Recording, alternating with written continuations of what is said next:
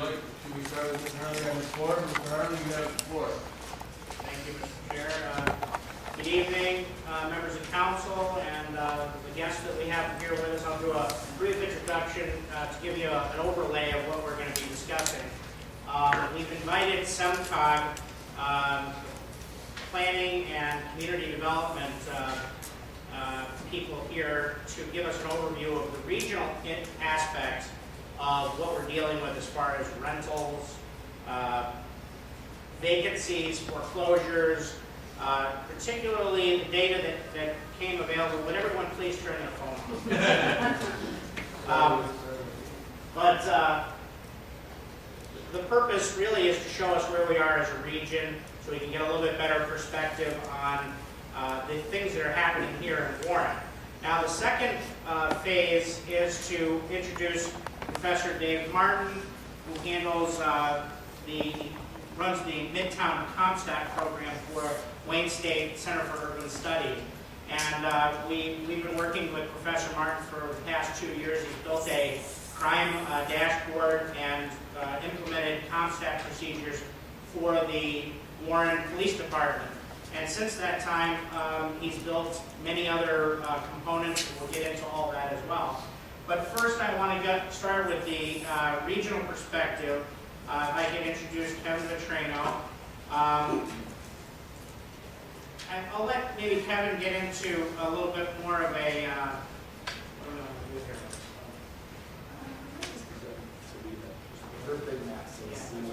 We'll see what happens. Kevin can give us an overview from SEMCOG's perspective, and I asked him to do specific to the city of Warren, but we may want to discuss, SEMCOG just came out with their projections to 2040 on population and other issues, and basically the brief overview of that is that the population decline we've seen in the region over the past decade, it's going to take literally until approximately 2040 for the region to attain the population levels that we saw. And as we've gotten to know what the new normal is, the world as we know it from where we're getting our jobs from and the different projections and things, as well as our demographics, it's a new world that we're going to be living here in the region, and it does remotely pertain to what we're discussing with the way things are changing in our own community. So, Kevin, I'll turn it over to you. Thank you very much. I'm going to apologize right off the bat. It seems like his map's a little bit. So it might take a second to load, so I'll keep moving as much as we can. Does everyone have the 3 big maps in the back at their place? Or No, they're not in front of but it. I'll present it as we go through them. But thank you again. As Jim said, we're kind of living in a new world. And the last decade saw 2 different halves. And this map clearly shows the first half of the decade, we're seeing building permits as they were in the 90s, as they were in the 80s. And as the purple lines you're seeing. So you're seeing building permits greatly increase. And then foreclosure crisis hits. No new housing is built. Vacancy rate jumps up. So we're having, basically what we're seeing in this is from the regional vacancy perspective, 5.5% of our housing stock was vacant in 2000, and that jumped to 11.4% in 2011. So more than a fifth. Is this just the city of Warren? No, I'm sorry. We're going to do the regional and then go into the city of Warren. So this is what's going on across 7 counties. Great segue. The city of Warren, the artist's vacancy rate in 2000 was 3%. That more than doubled to 7.8%. So just in that 10-year period, much more than the double. It's basically a 3% to 4.8%. So you're doing, on average, better than the region in both cases. But as you're seeing across the board, when you drive around your city, you're seeing more homes that are unoccupied, more homes that are not as maintained as they were 10 years ago. At the same time, however, the city built 4,191, or added 4,191, lost 4,191 people over that 10-year period, but added 689 housing units. Once again, early and at the beginning of the last decade, housing units were built for a growing population. That's not what happened. So these lots that are sitting empty today because of the transformation that we've seen. Try to get through this. We're going to zoom in to get Warren and the neighboring, but basically getting a perspective of where the growth is happening in the region. Dark green areas is where households have increased, where there wasn't a household there in 2000, there is now a household there in 2010. So there's a 25% gain in any area that you see the dark green, red, and orange. Red, you're looking at 25% loss in households. So they left to go somewhere else throughout the region, or they left to go to a different part of the country. Behind is going to be a housing unit. Something left behind. So we'll zoom in. Hopefully this all goes straight in.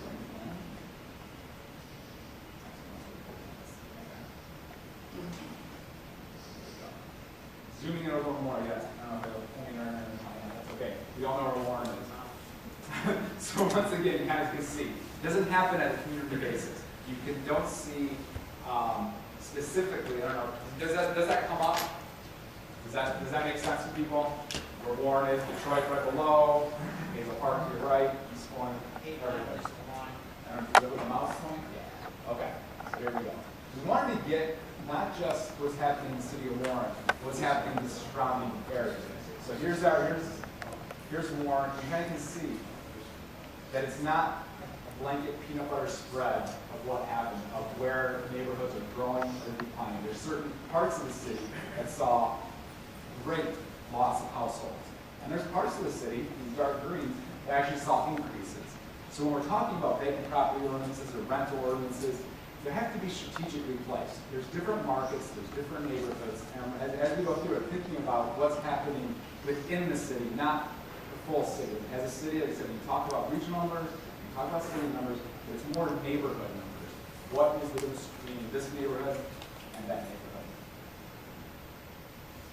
We all know what foreclosure prices say.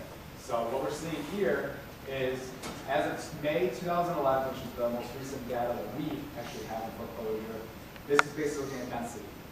Dark red, more than 200 foreclosed units per half mile. Orange, 150 to 200, all the way up to 5 or fewer. Once again, you're seeing concentrations in and around the city of Detroit, Wayne County, southern Oakland, southern Macomb, nothing surprising. And we can zoom in. It's a little blurry. It's similar things. Similar types of neighborhoods. You're seeing where the concentrations of foreclosures are hitting certain pockets of the city. So I don't know if it's clear, it's blurry, but that's just the way that the map kind of came up.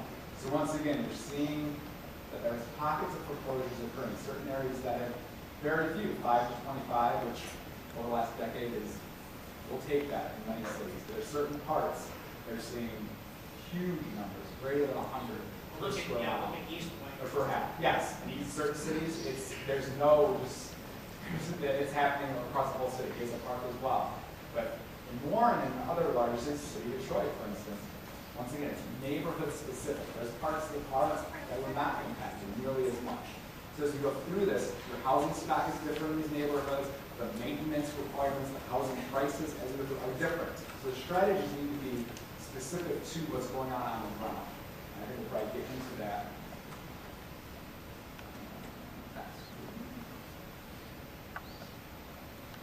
Okay. Once again, residential vacancy rate. On the left, your left, my left as well, I guess. So 2000, 2010. All we really want to get away from this is look at how much more dark burgundy is in 2010. Very little. You see certain pockets of it throughout kind of scatters is more just non. This could be like one unit that was there, is not there anymore. The question? No, okay. So once again, we zoom in, which I don't think I have to zoom in of this. Basically what we're seeing is for Warren, almost all 0 to 5%. Few pockets of 5 to 10 is once again 3% as an average. Full city, you had 3% vacancy rate in 2000. But you can see it's not peanut butter across the board. There's certain pockets that are 10%, 15%. Fast forward to 2010, over here, everything is increased. Where there might have been 5% vacancy rate, it's now 15 to 25. Where there might have been 0, it's now 5 to 10. So once again, the neighborhoods throughout the region are experiencing this. It's not just Warren, it's not just Detroit. Every community is impacted by increases in vacancy, increases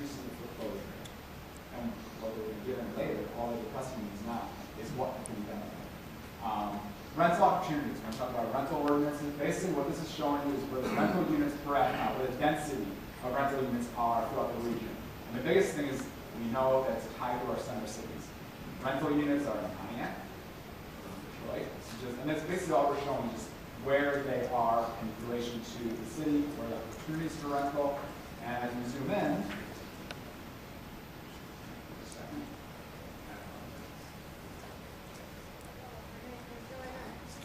In the library. once again, not too much to be shown, but you can see it. There's pockets of where there's more rental units per acre. I'll just ask to show where they're at. We'll get much more detail of where these are at in our future presentation. But on average, you kind of can see where there's pockets, where there's very high density of rental opportunities, where there's fewer. This is a few examples. But basically, we're just looking at housing value. And why there's a lot of white, that means it's not residential. So that's industrial, that's commercial, that's a expressway, that's a train track. So whatever it is, there's not, this is only looking at residential, so it's not as clean as the other maps. Basically, we're just seeing if it comes in well. Red, lower value. These housing units here, on average, this is actually by parcel. So each individual home is located in this map. So it's just a ton of little tiny dots. So if we actually zoomed in here, we would see hundreds of dots. Red, concentration of 100,000 or less in 2010. Green, more expensive. So as you see, that in the neighborhood, the city as a whole, there's different types of things going on in here. Where there is higher end homes, where there is lower end homes. And I have one more, and then we can go talk about ordinances.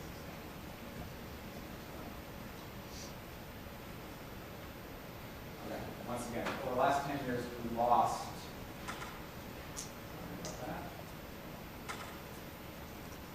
Our median household income dropped from 65,000 to 53,000, which is pretty drastic. But all we really want to look at is in here, when we're looking at your city, surrounding cities, is where are there less than 25,000, less than 40? The median is 53. So all these incomes are less than the median and greater than the median. So as you look around, once again, the neighborhoods are telling you the story of what's there, what's going on. And I'm sorry for the size of these, it's tough to see. But for the most part, you just kind of see a greater increase in this purple, pink, very little here. You can see it's pocketed throughout. And once again, you see a reduction in the red. And these are the ones that are more than 100,000 homes. That's kind of just a general what happened over the last 10 years. A lot of it's not new. But what communities are, I just wanted to also mention that I don't have a slide for this. Do you want to bring up the maps again, Jen? Yeah. Okay. Just, Do you know how to? yeah, just pop down. Now that you okay. Population.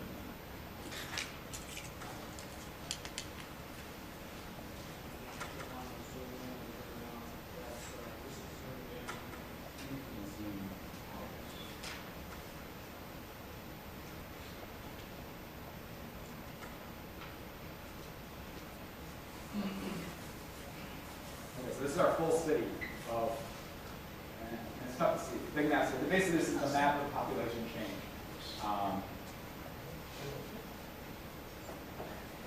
Going down to the census block level. So once again, these are census blocks, and you can't really see in the maps back there. You can see a little better. And if I zoom in, each one of these has a number of how many people are no longer living in that community, or how many have been added. Any of the dark green, and what did you say was the control?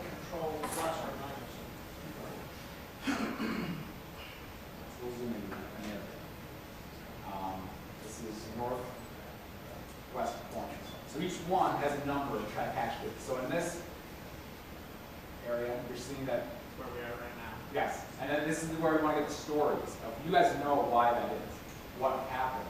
There was some type of housing. Is there any housing in this? Yes, electric condos. They're no longer here. So it's going to turn up as red. But if you had noticed, there was development. You lost people there. So that's why it doesn't tell a full story. It tells you part of the story. So in dark red, you're seeing loss of population. In darker greens, you're seeing where population increased. So in this little part of it, 167 new people. So there's development there. There's something that went in condo, new housing units, new apartment complex. I'm sorry for those smalls, but then if you get down, this also shows you density. Where there's, see the tracks themselves, or the blocks, generally have the same amount of people in them. If there's higher the density, the tracks will be smaller. So in these other pockets, you see a lot of these by block. Next door, neighboring block, you see a decrease of 53 people, increase of 17 next door. So these things are not happening across, even the census tract. This is at block level analysis of what is actually going on per block. And if we're looking at the property registration ordinance or rental registration ordinance, knowing your stock is vital. What is going on? So basically, this map is looking at the general population change, 2000 and 2010. If I can bring up vacancy rate, similar map. This is just looking at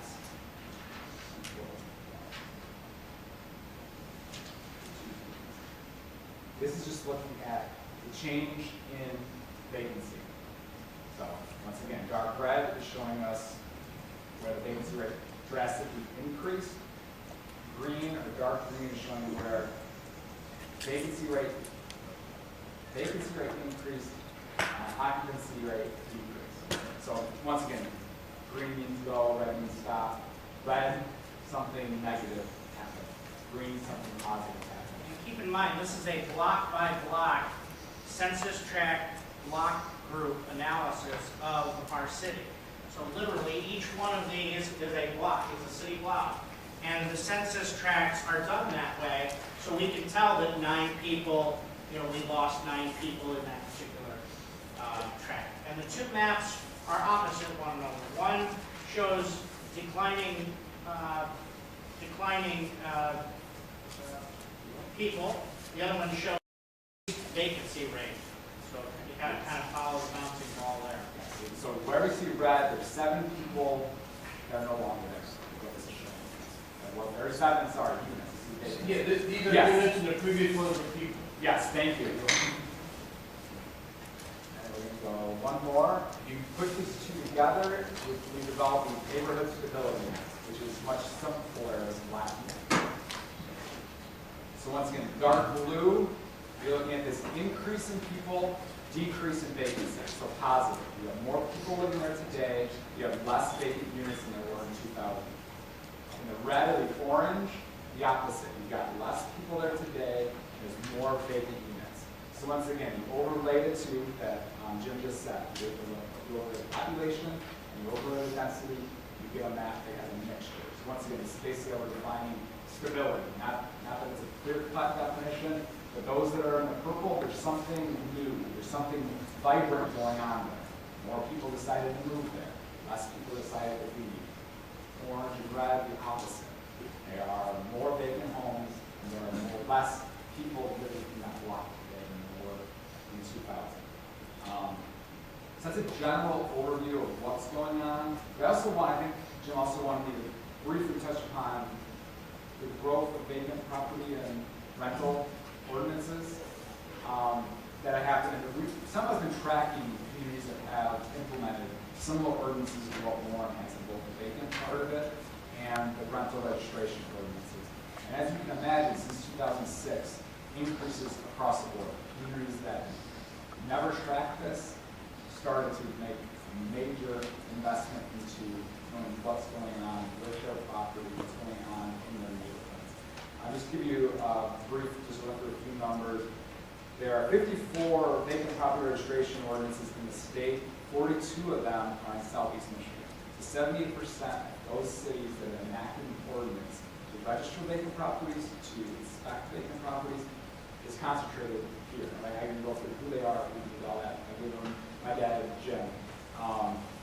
And once again, most of these, some of them are really stringent, very strong ordinances, and some are less so, completely depending on the community. Where you're at, what you see your need being is going to be different. For instance, some communities that are growing, or in our region it's not too many, there's some communities that have seen positive growth. Their ordinance is going to be different. Many of them still have, because there is this deflating effect of vacant property. Rental, similar type of thing. Since 2007, rental ordinances shot up throughout the region. Some just look at multi-unit, some look at multi-unit and single family. Wholly depends on the community itself. Fees change depending on the community, but the impact of them and the actual implementation of them is what's important. You can write whatever you want in the ordinance, it's how it's enforced.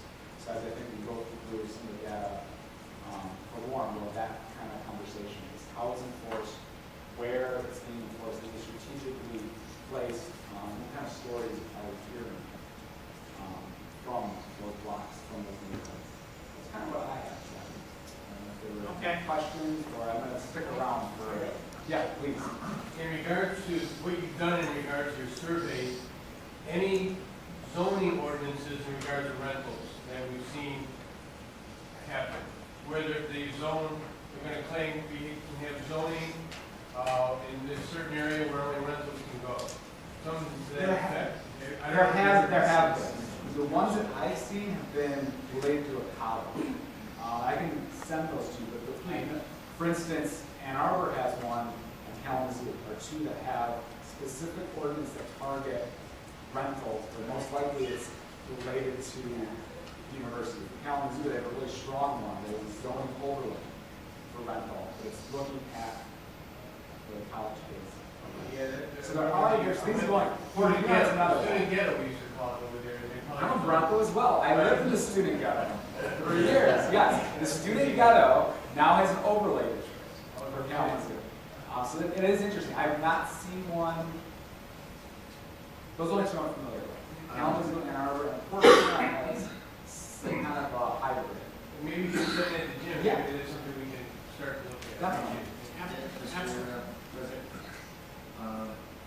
there's also an unreported case of Palauskas versus the city of East Lansing. That Our other big university. Another big university, and I have a citation, we'll pick that up. But they did a residential rental overlay district in that instance that maybe helpful to us. It's worth mentioning, the reason I contacted Kevin was 2 years ago. It'll be 2 years ago, I think, next month. We were asked, Greg Palachek and I were asked to be on the panel for SEMCOG to discuss the things that we were doing here in Warren. And I think what was topical at the time was the vacant home ordinance, which was new to the landscape. And since that time, what are the stats on the how many communities have a vacant property? 700 nationally, all about 90% since 2006. In the state, 54, Southeast Michigan, and 42. And I want to say none or very few had on pre-2008. And we were just writing our vacant property ordinance 2 years ago, and they were able to use that as kind of a benchmark for other communities. And obviously, everybody had their own input, community-wide, but that and the revenue, like Greg Palachek, I believe, was about $200,000. We generated a little over $200,000, and obviously, the importance of that is not only to put a spotlight on these vacant homes, because originally we didn't even know who owned a lot of these homes. They were bank-owned. Some of the banks were leaving the paper to other banks that didn't know which bank owned what. And there's now a national registration for that. We also, it helps us keep the property maintenance companies, they're able to be tracked, and we know kind of a little bit better who's doing what. And it's based upon this ordinance that requires that. Now, does it help with every single foreclosure? No, but it sure makes a major impact on it. I want to add another stat. Recently, our friends at East Point, the city of Warren has seen about a 43% decline in property value in the last 5 years. The city of East Point is seeing 59% decline in property value. And, you know, they all go, you know, from there. And I think some of the regional maps that Kevin showed us you saw that the declining property values in, whether it was to the west of us in Hazel Park or to the east of us in East Point, was actually more staggering than we saw on the older section of our city. Another phenomenon that people don't realize is that some of your newer communities, your Northvilles, your Shelby Townships, and places like that, relative to what their property values were, they've actually seen a greater percentage of a decline because they were that much more inflated. So while you see a lot of the vacancy rate that we see, especially in the older section of the city, we're going to get more into this when I get to the Warren data with Professor Martin, but I want to just show you one thing that's very important. You'll notice 8 Mile is not necessarily the barometer here, because you have this section of the city, the Van Dyke corridor, which became our study area. The basically Sherwood to Hoover, 8 Mile to Stevens, and that's what you see in this area here. The issue here is the quality of the housing stock, and I think most of us that are familiar with the city block by block understand that the problem with these homes is that they were built, Depression era. A lot of them were, very few brick homes, crawl spaces, no basements. So what you're seeing is that these properties are undervalued at a greater rate. When you come over here to the between Mound and Ryan, where you have little brick ranches and things like that, you have a more sustainable neighborhoods, you don't see that. So a lot of people assume that just because it's closer to 8 Mile that that's the issue, and that's not far from the truth, but it isn't the only factor to keep in mind. So when we're talking about community development and where we should put our federal dollars and how we should enforce our rental ordinances, why we do our blight sweeps aggressively on the older section of the city, it's because you're dealing with properties and neighborhoods that are already set up to have failing infrastructure issues and things like that. So that's really, and it's the same thing with this area over here, literally the other side of the tracks, as we would say. It's the same as you see here, but it's really, again, it's the housing stock. It's not proximity to Detroit or some of the things that one would assume. Other than that, does anyone have any specific questions for Kevin? Greg? Kevin, you said there was 24 ordinances, that you used, planning rental ordinances and so forth. Where does one stack up? Is it stringent or too slack? I'm just more stringent side. So If not, we're in the top 5? I would certainly top 5. Other ones that are somewhat on your level, and it's the type of communities. Dearborn, Southfield, and Warren all have the more heavily enforced, as well as the stiffer penalties. The city of Rochester, we just worked with them recently, theirs is much less so. The community, you can gear it towards the community you're in, the challenges you're facing, and once again, it's targeting the neighborhoods that really need it. So all that kind of rolls together. Thank you, Mr. Chair. Are there any communities that have implemented either through an ordinance or whatnot, a cap on a percentage of homes allowed to be issued as rentals, or a cap on how many homes a person or a group is allowed? Not that I know of. No. I think at the last meeting, what did you say, Jim, our amount of ordinance or amount of rental units has quadrupled in the last 10 years? Yeah, and we're going to get into that with Professor Martin, because he's going to get into the real data of the city of Warren particulars. Obviously, Kevin will remain with us, so we can continue to ask questions about that. But I'd like to introduce Professor Martin.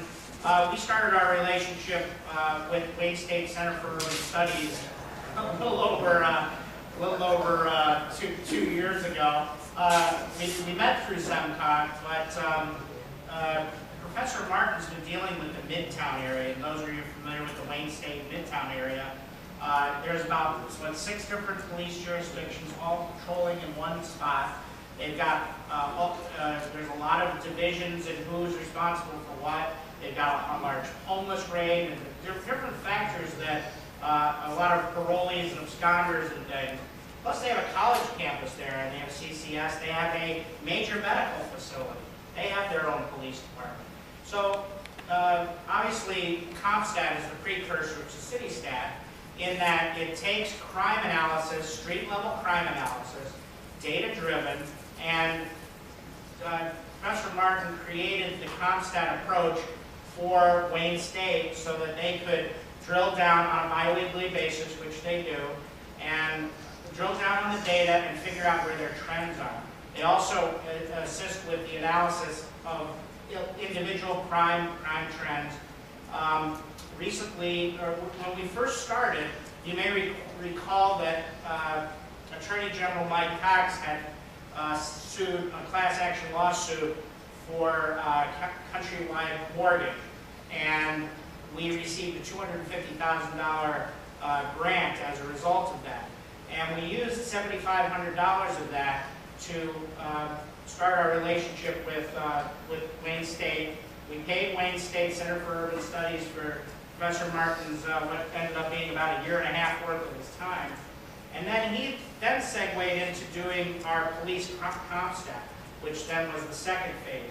And I provided you with some information on that program and how it began. And now Professor Martin will show us the actual results of bringing all of our data together. It should also be worth mentioning that one of the challenges I faced 3 years ago with coming here to start a CityStat program was that we had a lot of data that was all over the place, as in silos, as they call it. And Professor Martin introduced the concept of data warehousing, where we would have a script that runs every night. This is the reason why you're here in this building, is because this data only resides here in this facility and over at the police station. And so we had to be able to make use of it by being in this particular facility. So we have all of our data in one spot so that when we query it, we can actually get to a position where we can see what's going on in a particular area, in a particular place. Looking for the... I'm just shutting some of these windows because Without further ado, Professor Martin. I did have 2 slides to. I'm Dave Martin from Center for Urban Studies at Wayne State. I've been there for 21 years now. I've spent a lot of time observing city Detroit community development, public safety issues, and how not to do things in terms of stabilizing and bringing back neighborhoods. Your PowerPoint should be up. Okay. So when we started, there were really 2 small projects. A pilot, a target neighborhood project. Jim identified the area. We photographed every property. We created a database so we knew who owned every property, and we described, we did a survey, described the current property conditions. That was done as kind of a demonstration of how we could use state-of-the-art mapping technology, kind of get a handle on how a neighborhood is doing. I've always surprised me how Ed Koch, the former mayor of New York City, used to go around asking people, how am I doing? Well, this is a high-tech version of that. We wanted to demonstrate how you use technology to kind of take stock in neighborhoods and keep track of how they're doing and how that fits into the current methods of performance measurement in cities. The second piece of this was trying to integrate police and fire data in an almost real-time manner to look at. We know that there's a relationship between community conditions and crime. In fact, who knows what the best form of crime prevention is? Homeowners is the best form. It's almost like natural crime prevention, right? We've got a lot of people own homes. You have enough of them, there's kind of something magical that happens where people talk to each other, they get to know each other, and they exercise control over that area. And that's what all the research says, is that the areas, the neighborhoods that have those factors, homeowners, and people that talk to each other, and look after, the neighbors' kids, and kind of keep a handle on what's going on, those areas have the lowest crime rates. And we'll see that, and we'll pull up the crime map in a second. So those were the two pieces. It was really a matter of using technology to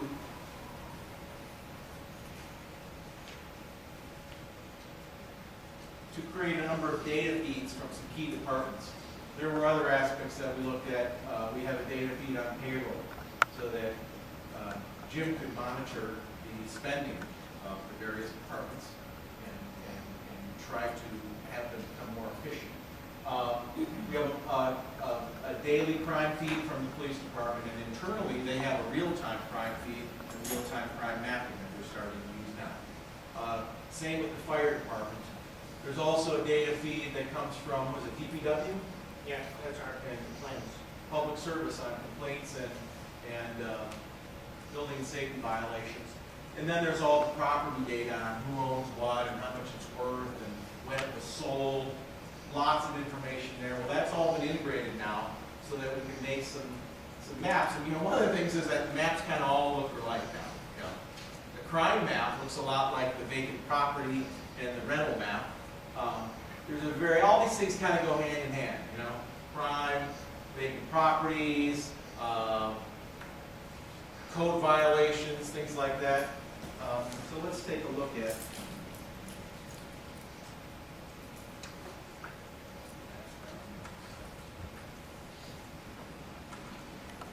I have a feeling this is going to be a dismal and slow here.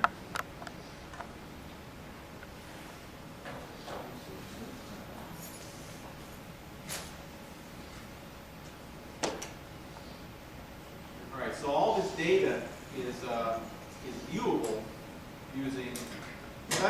We created this using open source software, so the city's not spending any money on software in this creation of this data warehouse mapping system. We're using Google Earth here to view maps, and somewhere I created a map of the rentals, which I'll start with. Do we have any landlords in the audience tonight? One, that's it. Am I the one who's going to confess? Okay. So Jim gave me some data that I guess you pulled from the assessor of this ag system. Well, it's for the rental, this Oh, rental is the rental. certificates, This is every rental for the last 4 years. It's been registered in some way. It doesn't mean they're current rentals, but they're the rentals. It's similar to the map that you saw on the back, just a different perspective of it, and it's more up to date than that one. That one's only good through last summer. So we have this in a database now. Yeah, it's everybody who filed for a rental certificate since 2007.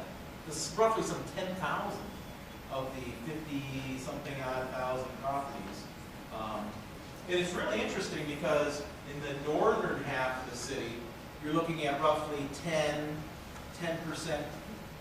15% rentals. And then when you go down to the southern part, the study area, so this area up here is roughly 10% rentals. Zoom out, it's so much data here on the map. Now as we kind of fly down, we don't have data for center line, so that's why I'm showing it blank there. But you start getting into the area just south of the city of Centerline, Van Dyke, and 9 Mile area, you're talking 45, almost 50% rental. So go back to my first assertion that the best form of crime prevention and community development are homeowners. It'll be no surprise that when we turn off the rentals and turn on the crime, and I turned on everything here, I was going to put on just the home break-ins and narcotics and some of the others, that it's this area, this city that has the highest concentration of crime. So, no big surprise there, but in terms of reducing crime and stabilizing neighborhoods. We also know that the problems can spill over from one neighborhood to the next. You know, we've seen that in the city of Detroit. This whole notion of contagion is the blocks kind of fall like dominoes. And that one map was pretty neat that you did. It showed still some pockets of blue down there where it's almost like we've had some consolidation going on, probably among renters where they've been attracted to certain blocks that are better off. And so you're seeing some of that dynamic now. And you know, really what the implication for the community development and code enforcement stabilization is to really try to build off the strengths, the existing strengths down there before the blocks start falling. You know, again, neighboring block to neighboring block. Let me just take a look at, let's put on, excuse me? Yeah. So this is just an example of one of the data feeds that's updated, you know, every day.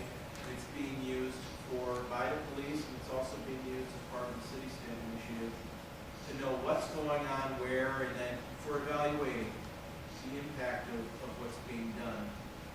So what else does I want to look at? I want to look at drugs, burglary.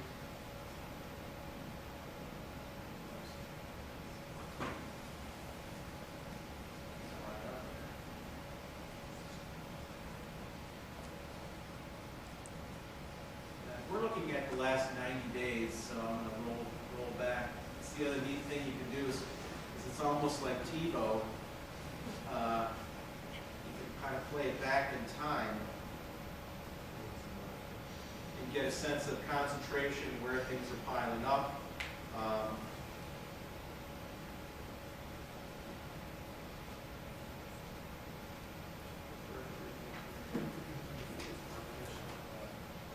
So Warren PD now has this in its real time, and it also allows the detectives and the other folks that are working on solving crimes. They can view the crime reports through here, and it really is a nice way to keep a handle. What this is supporting is really the new and the latest model of urban policing in general. Geographically focused, proactive, and supporting tactical deployment of personnel. Things like directed patrol and undercover surveillance, and really targeting hotspots. Again, studies that have been funded by the Department of Justice show that there's some promise there, that if police departments operate in more of a tactical mode, they can solve these issues in the hotspots, or at least cool down the hotspots, and that'll drive down overall rates of crime. The research doesn't show that the crime just moves elsewhere. That's kind of a myth that is put out there. But you know, we're seeing that in Midtown. We run a CompStat meeting every 2 weeks. We have all the law enforcement entities at the table. We actually sit down and we look at the maps and we read the reports and figure out ways to target these hotspots. In the last 2.5 years, we've reduced crime almost 50% around the university, just through tactical deployment of policing resources. There's also some crime prevention stuff built in there. We have a lot of community organizing going on. And we've heavily bought into this notion of getting neighbors to talk to neighbors and establishing formal groups at the neighborhood level, and then bridging that gap between the residents and the police. You know, it's, again, in these areas where you have 45% of the properties are rental properties, people aren't naturally inclined to talk to each other because they're usually not looking to stick around too long. You know, it's kind of, they're there, they're probably going month to month, and they're looking, you know, once they got enough money saved up, they'll move on and find a better place. And that's what goes on in Detroit. And the highest crime neighborhoods in Detroit are the ones that are exactly like that. People don't talk to each other. It's just kind of a stepping stone. They're looking to move up the next rung of the ladder. And it requires special forms of policing. It It requires a lot of crime prevention, and also requires a lot of other things in terms of code enforcement and establishing a level of neighborhood standards that everybody knows about. Certain things are not allowable, and it has to be enforced formally by the local government and also by the neighbors. If you're fortunate, there are enough on the block. But Should be mentioned that the police department this is in the roll call room. The officers, as they come on duty, can literally interact in real time with the crimes that were committed in the last 72 hours in a particular district that they're going to be patrolling.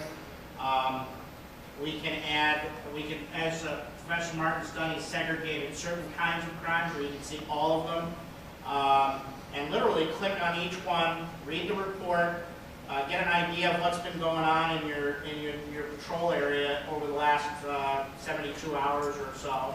And it also will interact from a detective perspective with your parolees, probationers. They're all in there. Professor Martin has a script that he runs and pulls the data out of the Otis system, so they have that. And also interacts with your sex offenders and all the different databases that are available that geographically, if you had a rash of home invasions, you might try to deduce who might have been just paroled or things like that. These are tactics the police have always used, but it's just another technological method that kind of gets to the down and dirty a lot quicker and faster.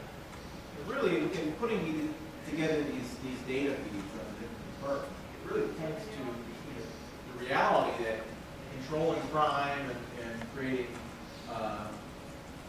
neighborhoods where people want to live is more than just a police problem. It's a community development issue that should involve police, code enforcement officials, youth programs, the whole really gamut of what the city can offer to creating neighborhoods where people want to live, people want to stay. There's also a website that, this is showing complaints. Yeah, this is the complaint. We're keeping track of it. Yeah, we're keeping track of the complaints, and these spikes represent when the city does the code enforcement sweeps. Is that correct? Yeah, I mentioned earlier that the city has had all kinds of data built in, but nobody ever really pulled it out and examined it. Well, when Professor Martin wrote his script, this literally drills down on 10 years worth of complaint data. And it focuses mainly from 2004 on. And what you see, it literally goes into the real raw data. So every time one of our code enforcement officers went out and gave, put a mark in one of the boxes for different kinds of blight issues or code enforcement issues, it gets put in that category. And what you're seeing is the difference between complaints that are abated and not abated. You see, as I roll my cursor across, it literally gives you a date, how many are abated and how many are not abated. Now, the trend that you're looking at is from roughly January of 2008, which is right about here, all the way to the end. This is the duration of what we've grown to know as the mayor's initiative on attacking blight and the what we regard as proactive enforcement as opposed to reactive enforcement. What you see in the years prior are, someone called and made a complaint, the code enforcement officer went out and checked on the complaint and reported back. What you're seeing and these peaks and valleys, these are our blight sweeps for the summer of 2008, summer of 2009, 10, and 11. Now, you notice that it drops off a cliff here at the end, and that's because when we get to our next agenda item, we're going to be speaking about QAlert, which has replaced the complaint tracking system for all code enforcement type related issues. So you're going to stop seeing the trend here, and you're going to see it in the new system, just for the purposes of code enforcement. But what's nice about this is we can literally select an area of, like I say, if we wanted to look at just the last 4 years. And it redraws the map so you can kind of drill down a little bit more on, what do I change this to a larger data? To 100 days. And you can start to see a little bit better. The lines are a little less blurry. And this is where you look at your trends. I mean, if you want to know how we're doing, as Professor Martin pointed out, this is everything that we've done during those aggressive periods. And what we found interesting is that we're finding less blight because of our enforcement initiative. If everybody just let everybody do as they please, which was kind of the way it was in the past, you're obviously going to go out and write a lot more tickets. What we're finding, and certainly Greg Nowchek can attest to this, that the agents are going out and they're finding less issues because of, it was just last summer that they were giving somebody a hard time about having broken down car on their property or whatever. And I think it was Mr. St. Pierre who, in the last session, specifically asked to see maps of rentals and crime and blight, and obviously Ms. Collegio as well. And here you have it, where we can actually, we also have the categories too, by the way. These are the actual numbers. When this is by all of our different complaint categories, and then we have our plus and minus dashboard, and literally every time one of our agents puts a new address or puts a new complaint in, these numbers change. It's the same thing with the dynamic dashboard for police crime issues. Now you'll notice everything's down 100% and things like that because we're literally discontinuing we have 10 years worth of this data. So just from 2005 to present, you can see we hit our peak in 2000. Why? Because that's when that was our first year of aggressively doing blight sweeps. So you start to see, we had half of those the following year. But yet our enforcement, our coverage was just as great, if not greater. You measure your success here by how low the numbers are, because you're actively affecting the neighborhoods. Now, when it comes to rentals, which are actually the subject here, obviously we have issues where we want to make sure that, as SEMCOG is here to attest, our actual laws on the books are top of the line and enforceable, and then we want to talk about our ability to enforce them. Obviously, there's all kinds of questions there.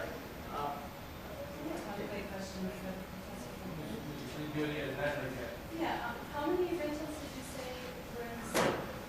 You gave a number. I showed it over 10,000 properties had filed for a rental certificate, or filed for a rental certificate. Those were the red dots that I was showing on the map. And essentially the rates varied from roughly 10 to, it was almost like a distance decay thing where 40%, 45% down here, 10% up north. Did you find the abandoned vacant homes to be proportional to where the rentals are? Yeah, I think that one data set we had the abandoned, yeah. Because we also had what was the number, 5,000? That was the report, 5,000 vacant homes. Okay, so that would be 15.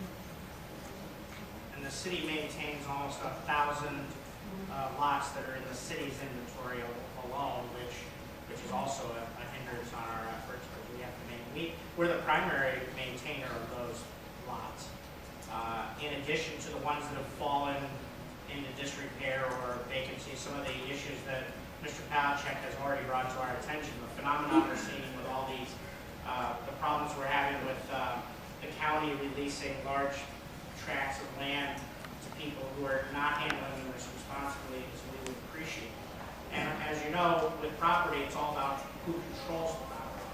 And we only have so much that we can do, but we're vigorously enforcing it as best as we can. We use some of the rest of that Mike Cox grant money that we got, which was specifically intended to fight the effects of foreclosures. and we plumped up our equipment so we can maintain these properties, and now we just do our aggressive sweeps every summer, which will be beginning in the next week or And so. have we done an analysis of how we rate next to like Sterling Heights, like to the north of us? I know we're on east and west, but have we looked at the north of us at all? Or In what relation to? in relation to the amount of rentals? The percentage.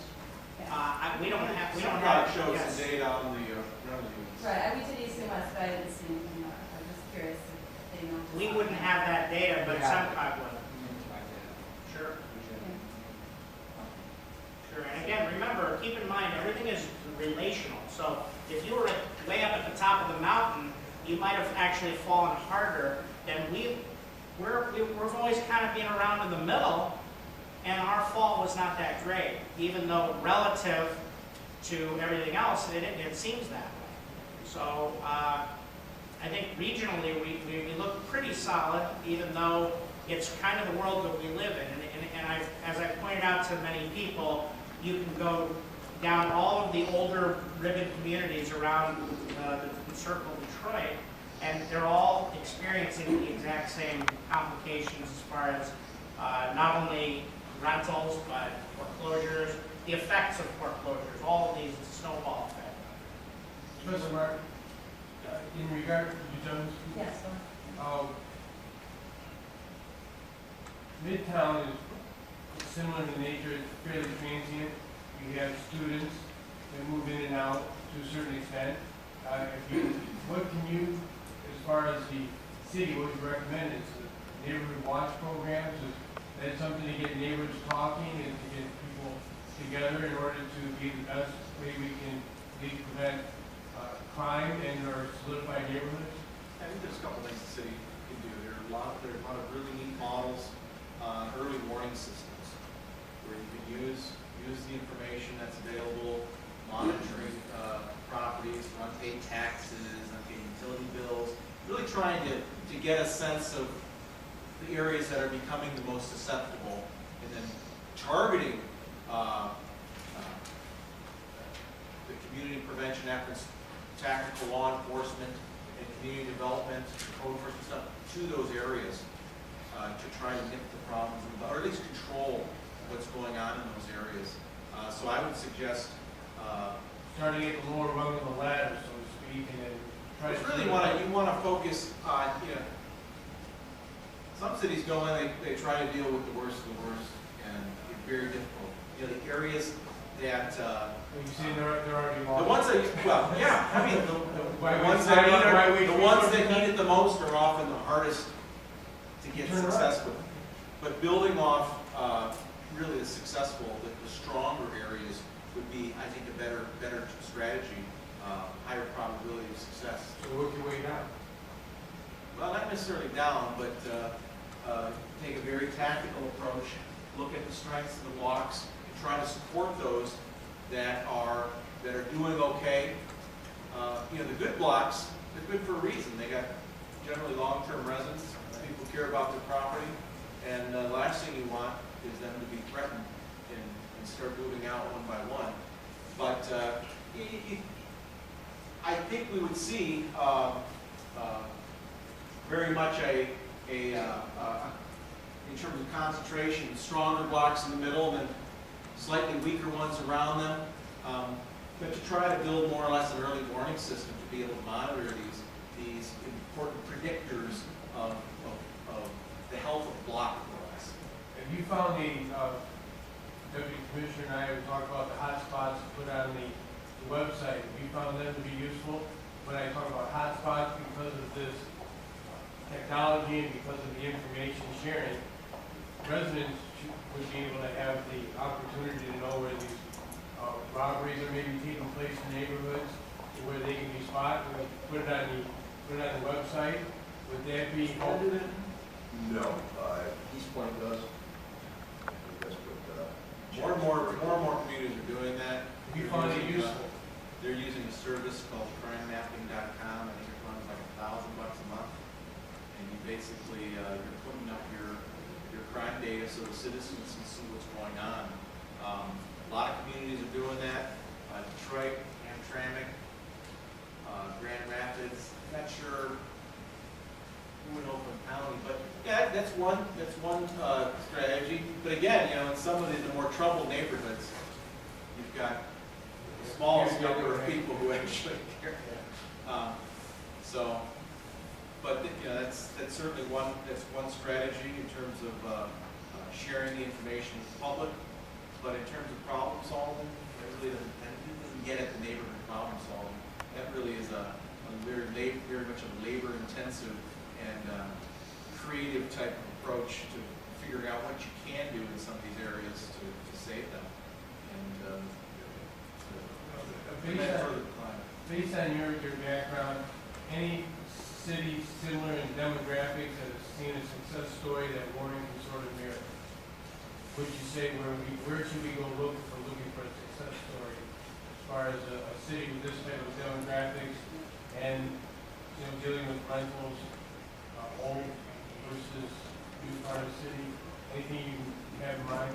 No, but I'd be happy, not off the top of my head, but I'd be happy to look at. There's lots of case studies out there of how cities have been innovative in terms of really trying to maintain homeowners and increase the number of homeowners. I have a lot of interesting ideas myself in terms of going after, we have a large number of individuals who I'll call slumlords in the Midtown area who are kind of milking the system. They owe two years of taxes and not putting any money into the bill. But it's really focusing on those individuals who are really not in it except for the money, pure profit motive. But I'll certainly be willing to look into what other communities have done to see if there are some examples there that more communities. I really appreciate it.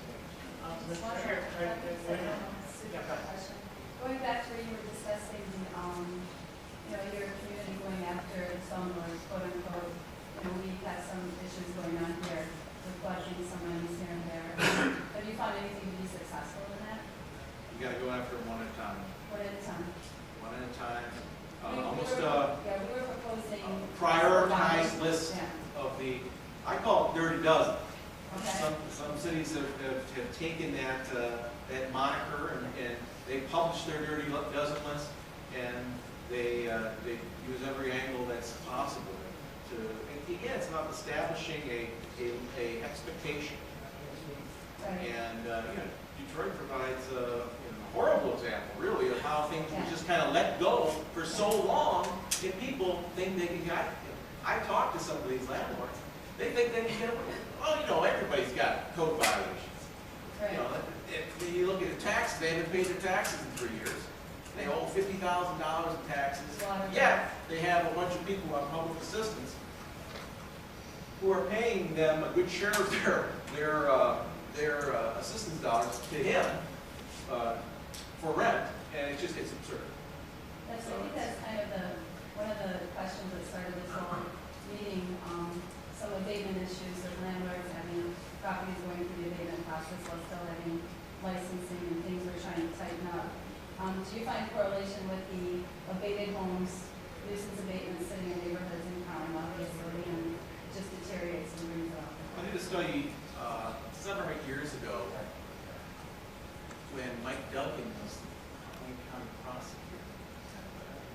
They really went after, his office really went after the absentee landlords and the folks who own these properties that were maintained.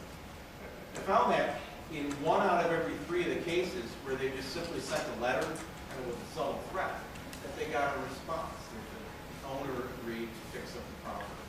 So it's really a matter of bird dogging. I think there's a set of things you can do, but it begins with kind of reminding people what they're supposed to be doing. But doing that systematically. So even if you have a great ordinance, you have to enforce it correctly to make it work. All right, thank you. I wanted to add, Mr. St. Pierre, you brought up the issue of what areas to target for the top-down type of an aspect. Last week, we met with the mayor. Kevin was there, and we started to get it. Kevin also handles all of the community development issues, which would be your CDBG, NSP type programs.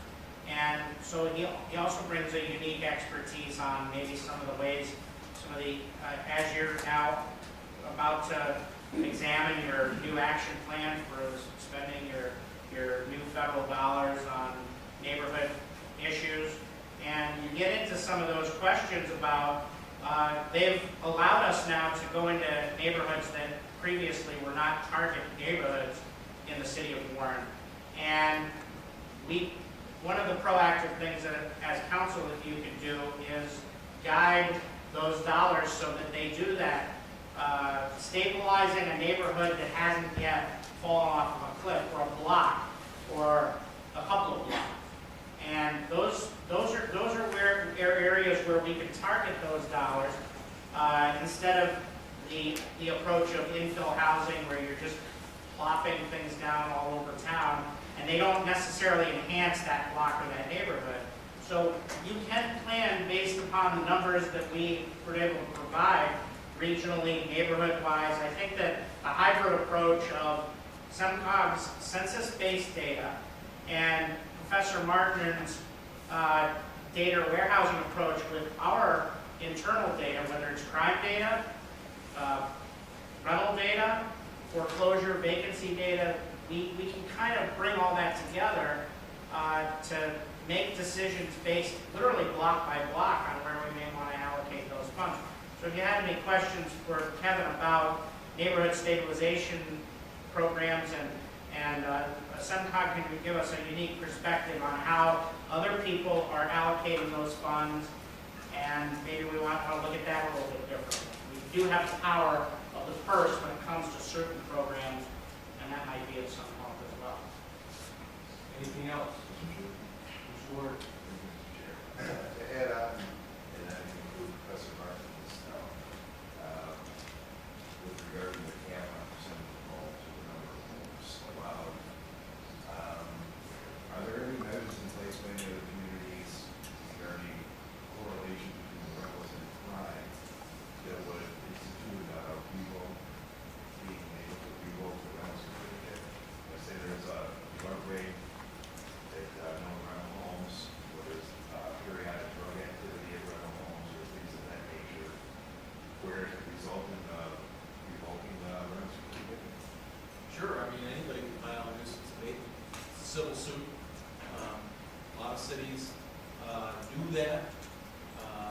I can tell you that our most persistent crime locations in and around Wayne State are these multi-unit apartment complexes, essentially low-income apartment complexes where there's little or no security, there's no on-site management.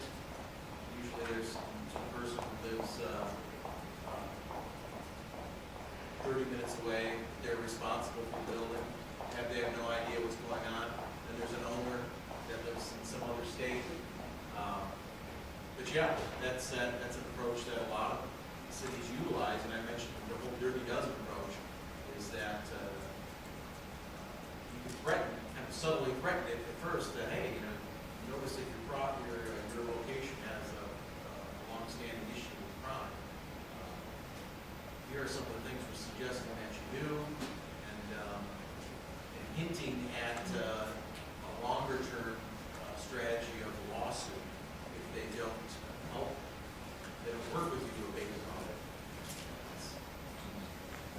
I did turn on the Section 8 overlay. This is a feed that Professor Martin had provided us. I don't know how up to date it is. These are our Section 8. You provided this overlay to me quite some time ago. I'm going to turn it off so you can see. This is what's regarded on this, at least this database. Now, this isn't going to be every rental that caters to a Section 8 tenant, but these are the major facilities and things. If I click on them, Warren Glen, First Presbyterian Church, they're all different. There's a Ukrainian village. I guess that's consistent with the information that Kevin had provided to me, and you have it there. Section 8. But if you pan back out, you start to see the region and the state. That's where you see, your Section 8 housing all around us. So, relatively speaking, Warren, Section 8 housing, it should be mentioned, is kind of a double-edged sword. while it's endemic to lower income folks who will be the recipients of that aid. The positive aspect of Section 8 is that it allows for a much tougher code enforcement issue. The Section 8 properties cannot, will not be granted that moniker if they don't comply with, quite frankly, code that even exceeds our own in many cases. So just keep that in mind. Are there any other issues or questions that anybody has? No.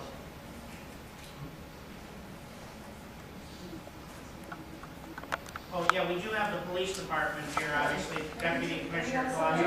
want Tim on the Animal control, we animal had control a- legislative. Come on up if you want to maybe come up here in the front. And we have a City of Warren Animal Control Officer.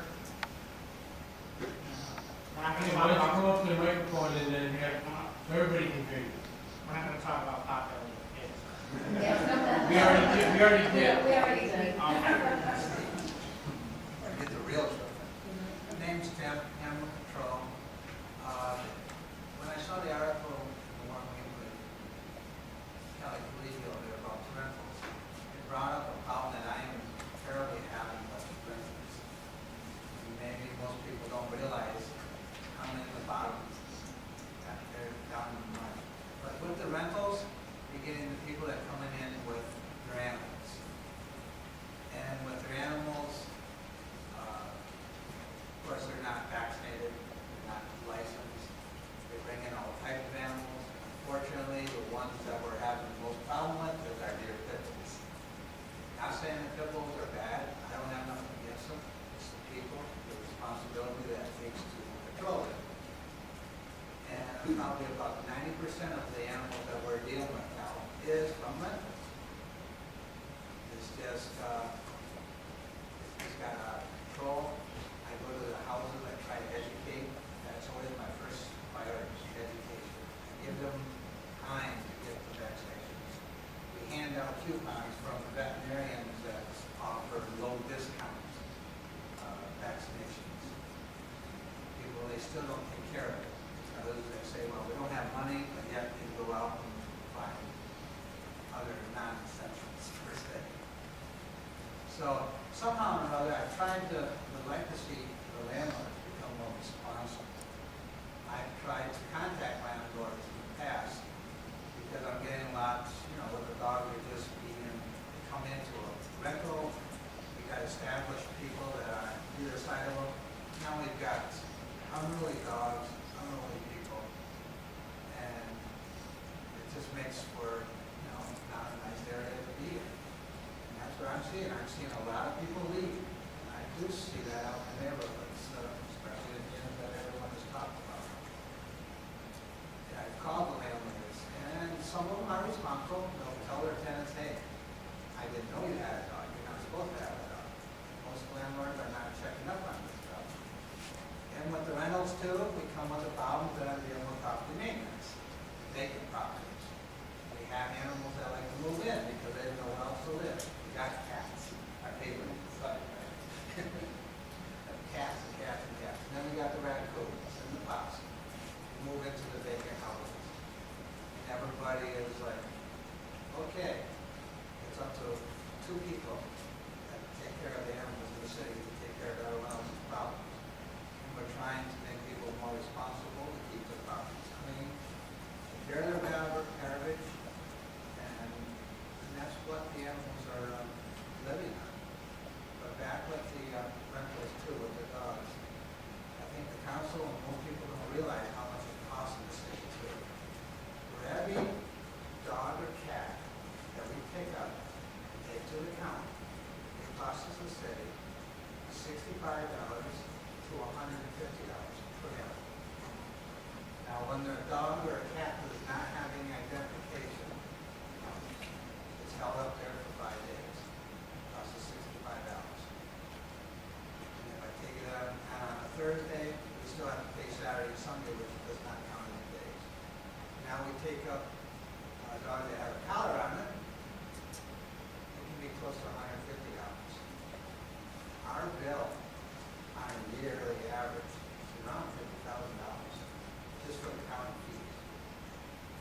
share of this, again, comes from the residents. You bring in their animals, they're there a month, and they leave. And we are sent out. The animals that are left in the truck. Most of the time it's cats. Now you get a mom and cat with 6 kittens, that's still 7 animals there. $65 a head.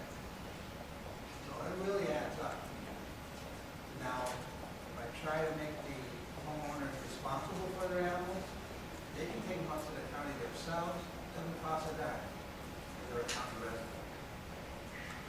If we have to come and pick them up, well, it only costs the city $5, but yet it's still our time, our gas, and everything else that goes with it. So, I don't think everyone really realizes that how much the animals are playing a part in this too. Not only for the discomfort of other residents, but for the safety. Our lights are up because of people moving in that just doesn't care. And I try to make as many people responsible, but landlords, I think that's the key. I appreciate it, thank you. And with that, Mr. Hartley, that is in regards to Yes. presentation. I want to thank you very much. Sean, Professor Martin, thank you for being part of this and forming the city council. And Mr. Hartley, thank you for all this information. And we'll go on to the next item, Mr. Secretary. Mr. St. Pierre, Yes. this gentleman, Oh, can I ask a question? Go ahead. I don't know what property or protocol for me to interrupt. Well, does this have to do with what we have on the, because we got auditing participation coming up. Well, it has to do with housing in the city. Should I wait for that? Yeah, big audience, if you would. Okay, thank you. Oh, it's great. Item 5, discussion, mobile workforce deployment, technology, and citizen response management, CRM, management integration.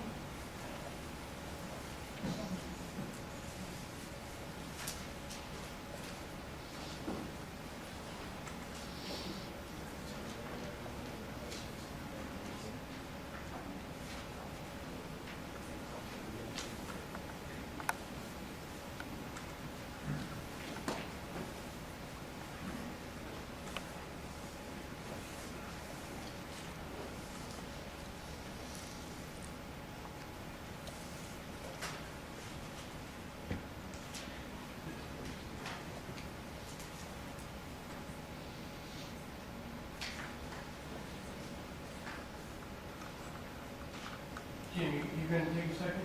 Maybe we can hear from the, Pastor Thompson, come on, you got it in 2 seconds, come on. Sure. I just wanted to, I talked to Councilman Peterson and Scalio and some others about a project that we're getting involved in. I represent the Alliance of Warren, 25 churches here in Warren that have been functioning in different community projects over the last several years. Well, recently, about 500 churches in the greater Detroit area have come together and banded together to try to impact our entire area last year with some projects. And now out of that, Macomb County has developed a group of churches that are meeting, and I represent them, one Macomb. And they're targeting, they want to target an area where they send in professionals to work in a community, to build a home for a family, electricians, plumbers, and also with the local school, provide tutoring and those kinds of things, and in a particular neighborhood.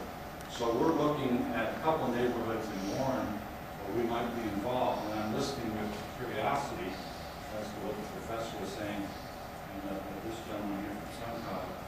And one area is down by the McKinley School, which is a very needy area. The other area is out by the Searson School, which is less needy. But for something like that, where we would want to go in and have an impact in the community, am I hearing that some of these communities that are more needy than others are beyond hope or help for a group like ours to go in and provide that kind of help? Or would it be more profitable for us to work a little further north? question. Yeah, yes, if I can, also, when you talked to us, you discussed that you would also be working on homes, correct? Yes. It wasn't just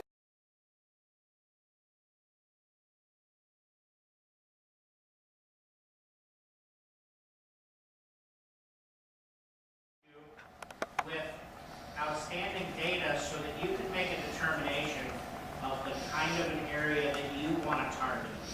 So if it's some of those red areas, or if it's some of the areas, as we've shown, that have some decline but maybe need some stability, we. Mr. Hartley, maybe if you and Mr. Thompson pass the Thompson to me Absolutely. afterwards, then you can share the information, and then you get right down to the, Yeah, very helpful, thank you. appreciate it, thank you. it's exciting, that's exciting. Mr. Hartley had the floor in regards to that. Thank you. As I mentioned before, Professor Martin has helped us make use of much of our historical data that goes back probably 10 years or so. And about a year and a half ago, we embarked on a new citizen response management system, the first of its kind in the city of Warren, where the public can make requests directly into our system. They can also make requests directly with a city worker, as they had in the past, and that will get put into what's called a CRM, or a citizen response management system. In the private sector, it would be customer relations management. So the idea is that from cradle to grave, we get to track the progress and performance of every service request that comes to the city. And there's many different ways that this particular component, which is hosted by Q Alert, is the name of the product, by QSEN Technologies. And I have Sean Williams, who's a regional sales manager for QSEN Technologies. They're based out of Connecticut. We did an exhaustive, almost a year-long RFP to get just the right product. Cost us about $10,000 a year. It's a citywide program that has unlimited licensing, so that we can expand this. We found recently usefulness for non-emergency issues in the police department, for instance. It's everything from we need a new roll of paper towels in the bathroom to we need a police car that needs to be serviced, and how quickly and effectively can we get that done, and I pulled up on the map here some animal control issues. And what's nice about Q Alert is that every time a service request is entered, it automatically appears on the system. And we have some customized, you'll have to forgive me, I got a little carried away with the symbols that we're using. Yes, that is a steaming pile, which is a defecation of animals on residential property. And if Tim were here, he would tell you that's a major food source for rodents, and we frown upon that greatly. And our property maintenance crew here goes out and finds these things and gets them reported. Now the idea is, what Q Alert does for us is it identifies where we have problems, but most importantly, it allows us a tool to get the job done quicker, more effectively, and then shows that very performance. So what we're seeing on the map is a geographic view of, and I can hover over any one of these, and I can look at, there's a barking dog complaint, there's a dead animal carcass, there's a sick or injured wildlife, there's all kinds of different issues that we're performing throughout the city. And I can go into every one. Q Alert has over 400 service request types that have been custom developed just for the city of Warren. A lot of them are based on, one of the other areas I want to show you is garbage issues.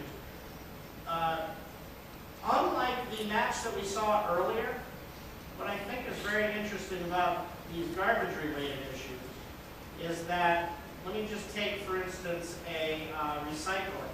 These are requests for recycling bins throughout the city. Now, unlike our previous map, where we saw trends in a particular area geographically in the city, what we're looking at here is we're pretty much spread out throughout the entire city. Actually, the only area where we don't see a whole lot of requests for recycling bins are in the very areas that are consumed by blight. You see this area here where the police department refers to as Charlie area and what we know as our study area. But as far as from a service, remember, we're looking at service requests here. This is the public requesting the city of Warren to do something for them. And this is just one of many examples of that's a recycling issue. Then we have, when I go into my garbage-related issues, we get calls every day all around the city for what's called a missed garbage pickup. Now, when you look at this map, again, you'll notice that it really doesn't discriminate. The entire city has these missed garbage pickups. You can either look at that as we provide an equally bad level of service or an equally good level of service to our residents throughout the city. What these really are people who forgot to put their garbage out in the morning and they call and they say, you missed my garbage. The city of Warren is the last city in Macomb County that still does its own garbage collection. And the mayor's initiative is, if the garbage is out there, we're going to go pick it up. We don't care whether you didn't bag it properly or you didn't do something right. We just want the garbage up off the street. So this is a call for service, and if I hover over any one of these, it'll tell me that it was a missed garbage pickup at a particular address.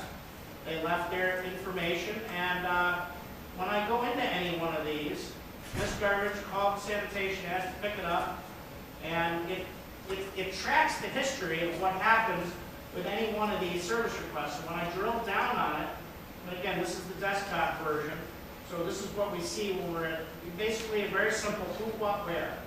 What is the problem? Where is the problem? And it shows the city worker on a map where you can go and take care of it as quickly as possible. And then the managed history. So everything that happened, usually there's more than this. And that's basically how the nuts and bolts of Q Alert works within the city. The part that we're here to talk about tonight is the second phase of Q Alert, which is we're trying to mobilize our workforce. We have city inspectors, our code enforcement people, rental inspectors, and different people like that. We also have engineers that are out in the field every day, and we have foremen that oversee for DPW and things. And Q Alert is now phased out its next version of Q Alert Mobile, which is available on the iPad platform. And the request that's being made is that we upgrade the current subscription that we have with Q Alert to the new mobile-based system so that we can deploy it to a mobile workforce. And I'll show you a couple of brief examples of what it looks like. This is just an example of what it looks like to the city worker that's out in the field. And when I zoom in here a little bit to see what's going on here, he's got a map. This is all available to him. It shows where he is. It shows what the issue is. This is a large amount of debris that was on the road at a particular address, and then it shows what we did to abate the situation. And here's a better example because this was a light debris code issue at a particular address. We needed board up. Now, one of our major success stories with Q Alert is board ups. Up until a couple of months ago, a board up was one of the most highly bureaucratic issues that we dealt with. A police officer, for instance, would see that a house was open. Maybe they arrested somebody for illegally squatting. And now it's time to alert the city that they have to go board the house up. That would require a phone call from dispatch to our property maintenance. So you'd lose about 24 hours to get somebody out to look at it. They'd go out and look at it. They'd have to take pictures. They'd then write up a request for DPW because DPW is actually the department that will go and board up a house. In some cases, property maintenance will just close the property very simply, but if it needs to be boarded up, it goes through inter-office mail. There was another 24 to 48 hours. We've closed the gap just in the last 90 days for a board up from about 7 days or more to 24 to 48 hours. And as the police officer who were here can tell you, every day that goes by that a home is left open to the public, you can have everything from fires to rapes to other kinds of crimes that go on there. Mr. St. Pierre? Yeah, now, we're talking in relation to this CRM management and Mueller mobile that's being proposed, right? Yes. How do we inform residents about this particular service and get them to initiate it and or activate it? Because we used to, when Mayor Bukowski was around, we had eyes on every truck or something like that, and we had no, what was it called? Eyes and ears, okay? And it's been a while for me, but in regards to that, this is very similar, except we're using electronic devices. But how do you get the word out to everybody to use it? Well, there's two new ways that you can interface, that the public can interface with the city because of Mueller. One is an internet portal, which is available on our website, and the other is through a smartphone. Just this week, Mueller rolled out the Android version of Report to Gov. Yeah, but how do we tell residents this is available? Well, that's part of the issue that's before you, is to brand this. What you're looking at is the mock-up of what is proposed to be, not Q-Alert, but Q-Alert is the product that's being used, but Right. this is the brand. It's the Warren Citizen Report, or Responder. We got one off here. And what we're trying to do with this is brand it, so that indeed we can let the public know that you go to your marketplace, you look this up. The city of Warren has its own application. The statistics show that by 2013, next year, more people will be interfacing with internet-based products through their smartphone than going online and on their computer. And will they, let's just say that we do this, and then the first year we see no use. Can we terminate it without having to pay an additional $12,000? Well, Can I say that? yeah. So, if you don't mind, I want to give a quick, Oh, just a quick overview of how this works. So, I think Councilman Green was on this committee that sort of initiated this project. It was the most exhaustive RFP process I've ever been involved in the time that I've been here. It was a very lengthy process. Right now, citizens can still pick up the phone and call in to City Hall, just so we're all on the same page here. They pick up the phone and they call in and they say, hey, I got a pothole. And instead of writing it down, the change that was made here is that somebody here in City Hall enters it into Q-Alert, right? So that citizens' experience didn't change. There's always going to be citizens who don't want to pick up, who don't want to go on the internet, or who don't have a smartphone like you do, right? So their experience didn't change. So the next step of a citizen might be the citizen who goes on the web and actually creates an account on your city's website and submits their service request, right? They can go on your website right now as a result of the deployment of this project and create a citizen-based account and submit their request. Your question is now the next iteration of this. How do we let the whole world know? Is that an iPhone? yeah. Okay. If you go in, when you're in spare time, you might go in and download Prov Connect, which is the city of Providence's version of this. You might go and download Danbury Direct, which is Danbury, Connecticut. There's a whole bunch of brandings that we've done for our customers like this. And the way that they do it is they market it everywhere they go. There's ambassadors for the city out talking to citizens. There's press releases and press conferences that are being done. There's media like you have here tonight that are covering these types of deployments so that citizens are aware that this application is out there. A lot of citizens will go and download this if they're just made aware of it. And there's a variety of PR tools that you can use that will help you market it. And that brings me to my next point is, do we know how many people in the city of Warren actually have a computer that would have access to this compared to those communities that you indicated? What's the demographic? Certainly, I have no way to know that. I mean, in every city, there's people that will have that, and there's certainly many people that don't even have a cell phone. So I guess you have to wait on that. You know, I mean, but again, as Jim said, the statistics are drastically increasing. The number of people that are sitting around this table who have Androids or iPhones is much different than it was 6 months ago than it was 6 years ago. You know, when we started this whole branding thing, and people first started asking us, was that going to be available for BlackBerry? Literally, nobody asks us that question anymore. So the technology is advancing, and we're trying to keep up. I used to have the BlackBerry. I know exactly what you're saying. Mr. Green. Thank you. Any new technology, any continuing new technology, we're going to use right away. People would always not brand new, they will see something, no problem. But once you get 50% of the population who are using the product, that's real specific. That's market model that much 50%. So we have 50%. Once you get the 50% margin, then everything else will go through the 70%. So we have to keep pushing the state water bills, water bills, and we have to see that process. The aspect of what I'm looking at, Mr. Harvey has touched on that, because it's application for inspectors that are in the field and not having to come back to a home base or say, oh, reporting process.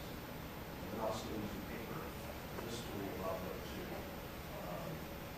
do the report in the field, take pictures, have everything loaded up, so it's not straight to the department. And some information from more copies, both and the data as well. The police officers can do that in their car right now, it reports by computer, then I come back to the station. Right now, we do not have that implemented. We are right on the eve of getting all the cars loaded with computers. And you're exactly right. By mid-April, end of April, all the cars will have computers inside.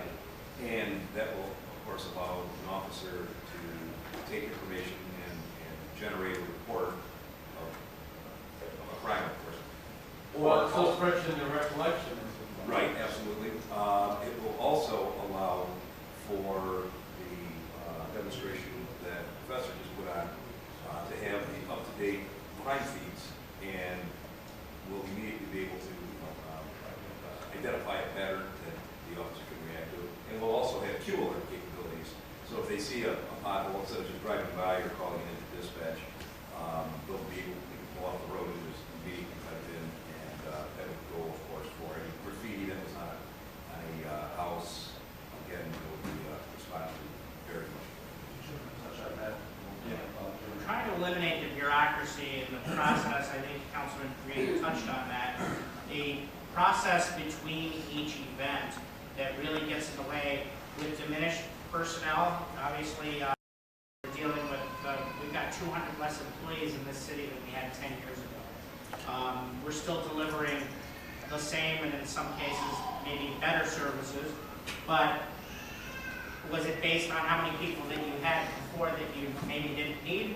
Or is it there to be a tipping point where you literally don't have that one last clerical person in the department, or maybe you had 5 and now you only have 2. You got a high volume, as the Department of Property Maintenance has in the summertime, DPW has during snowstorms in the wintertime. It's a proper allocation of your resources, and by mobilizing your workforce, we have a certain percentage of our workers who don't report to work here every day, or if they do, they're here for an hour and then they spend, like Joel and some of the property maintenance inspectors, they spend their whole day in the field. And then they have to come back an hour early and sit down.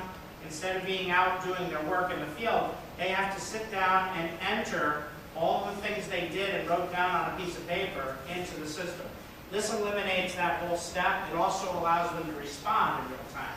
So when you have a complaint come in and Joel's already walking down the street and it pops up on his screen that he's got another one right down the street, he can respond to it in real time. And what does that do? That closes the gap on enhancing the amount of time it takes us to deliver a proper response to the citizens. And that's what Q Alert is all about. It's also about performance measure. Quite frankly, from a city staff perspective, even though it's become my business to worry about how well we respond and how the process is, how many days it takes to board things up, I'm very interested in overall, how many days does it take for us to complete a service request citywide on average? And you see that in this chart here. This is, by the way, right on our forward-facing website so the public can see it. These are the performance outputs of what Q-Alert measures every day. So again, just like Professor Martin's charts, Q-Alert measures everything that we do with the departments that are using them every day, and it puts out on the screen how many days it takes on average for us to close that gap. Different times of the year, you're going to have larger amounts of different kinds of service requests. Obviously, we didn't have many snow emergencies this year, but in other times, there's going to be phones are going to be ringing off the hook because somebody's street didn't get plowed. Q-Alert can measure that. It can also measure it geographically. Now, you mentioned that they can also take the photos while they're out in the field. Yes. Right? And I have a picture of that here. What you're looking at, this is literally a screenshot of what it looks like when you're out in the field. These are pictures that I took yesterday with Q-Alert mobile, which is what we're discussing here. And these are the actual pictures that I took. So I started off with a tall grass complaint. I chose the complaint. I took a picture of the where I'm experiencing tall grass. Obviously, this is a vacant field. It's not quite exceeding the ordinance right now, but May 1st is when our ordinance sets in, and we've already got lots that are looking pretty good. I took a picture of the location. These are the 3 pictures that are now in the system, and when I hit finish, it's going to dump these right to, this is my note, vacant lot, northeast corner, Prospect and Federal. Here's my 3 photos.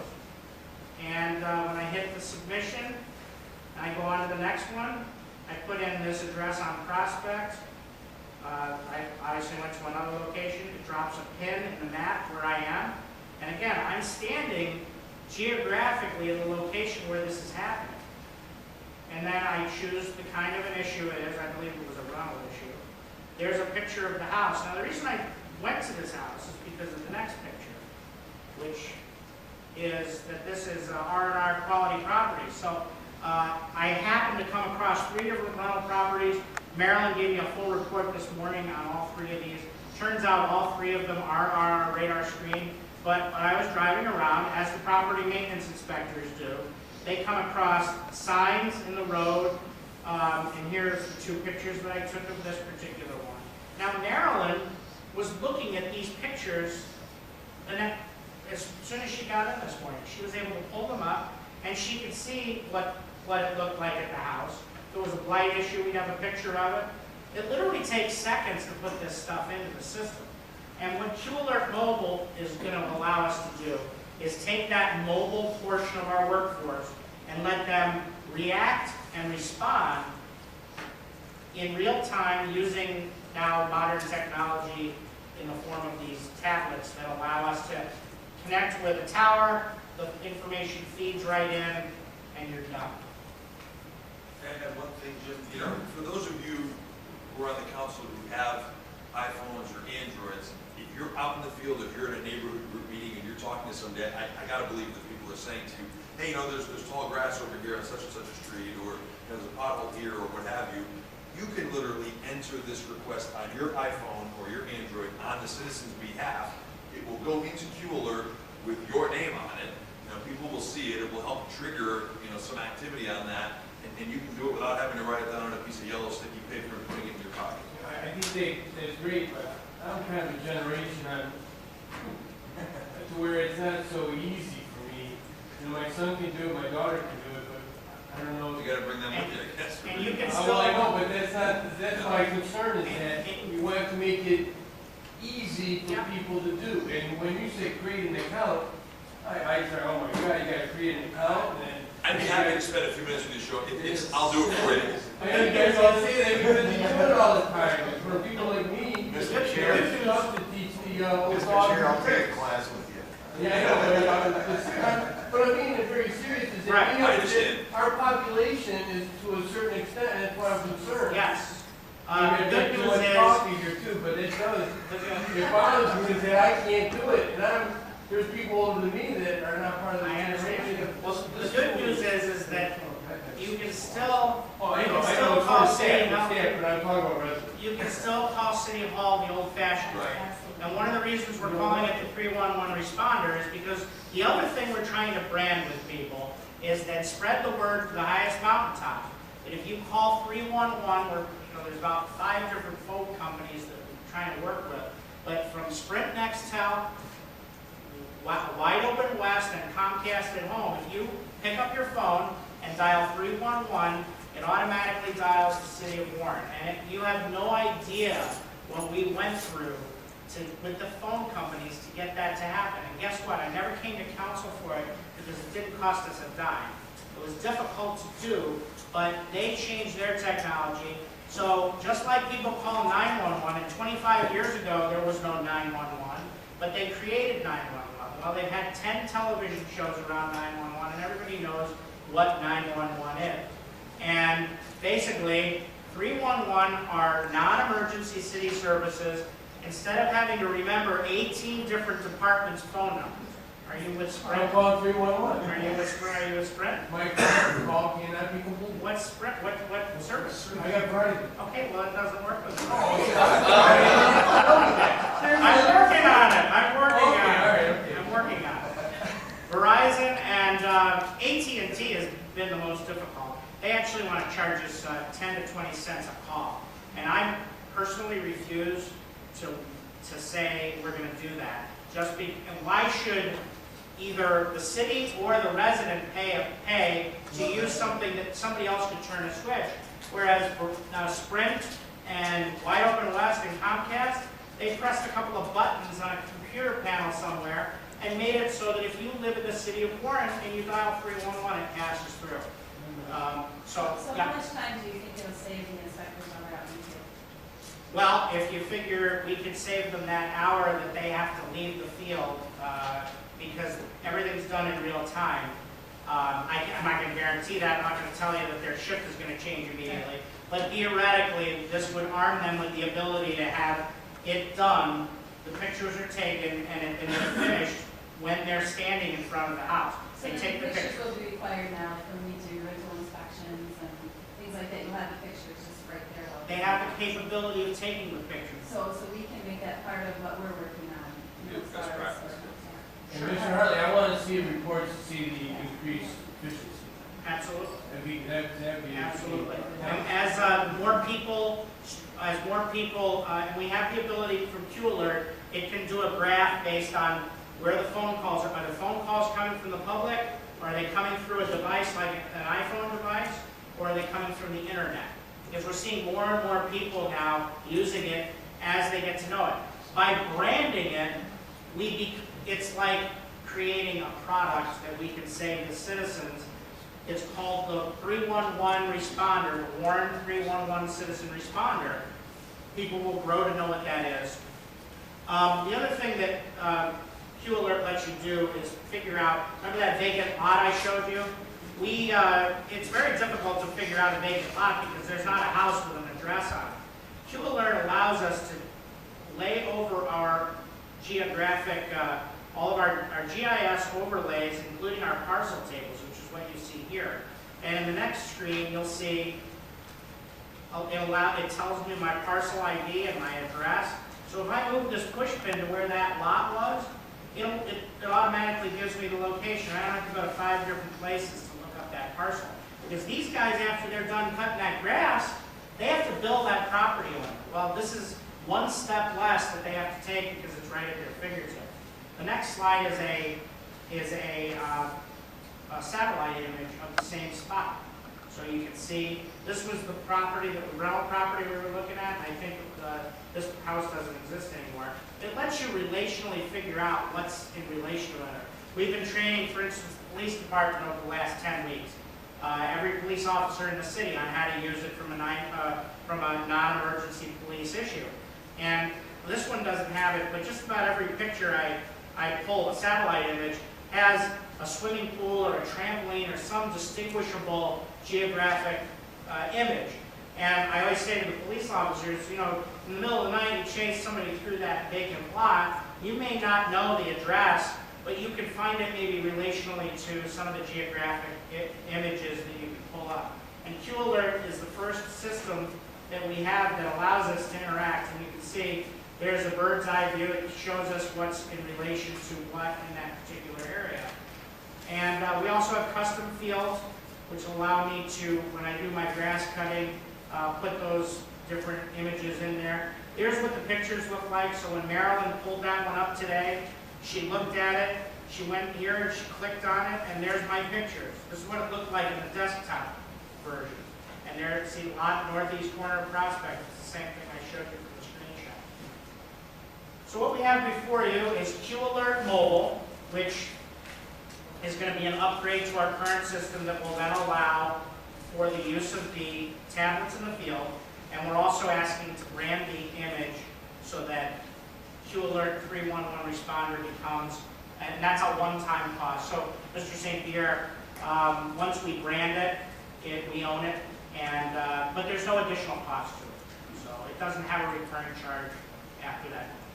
Good. I just want to have more residents the opportunity to use something we have. Absolutely. I mean, We'll help you with that. Like I said, we help other cities do marketing for this. That's part of what we do. We want this to be successful because we want more calls coming in. we want more business from other communities Well, to say that it works. Yeah, that's true. Well, that's why We gotta make it work. We gotta make it work for that. Councilman Green will tell you that we beat them up pretty badly from their original price. A product like this 10 years ago would have cost about $2 million a year, and the city of Detroit was paying it for a Motorola system. The new technology. They're in condition they are. That's true. That's true. But this is also what's called hosted. It's hosted technology. So we don't host this. It doesn't. Keith Williams doesn't have to maintain a database or a system. It's all hosted by QSend. So you know, everything's just in the cloud. It's available to us wherever we are, wherever we can get to a high-speed internet connection. So I can monitor my accounts. Dave Martin will tell you because he has to have a special VPN when he's sitting at Wayne State to be able to get in the back door so he can work on the crime and blight issues. We don't have to have that with Q-Alert. It's available and wherever I have a high-speed internet connection. That's the reason we're having the meeting in this building tonight. It's because most of the data that Professor Martin had isn't available to us outside of this building. Thank you, Mr. Harvey. Thank you. I will make sure I teach you how to use that before Welcome to the challenge. Thank you. Yeah, I know. I really have to do it another way.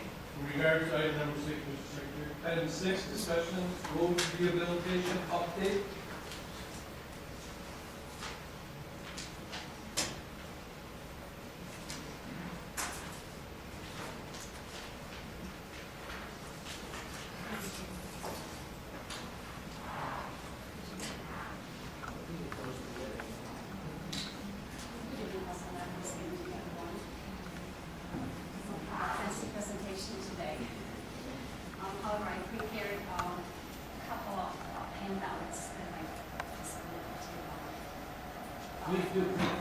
It's just for assistance and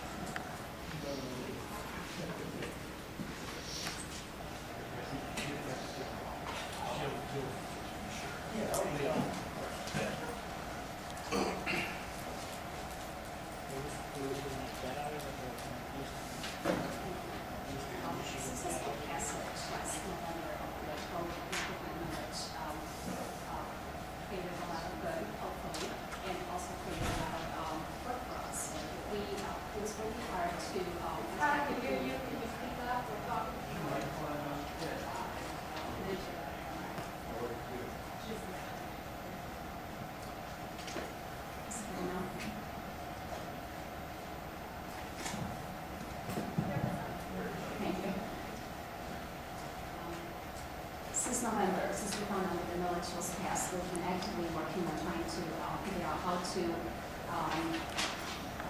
administer this project so that everyone is, residents are happy with the work that was going to be proposed. It is a 5-year program.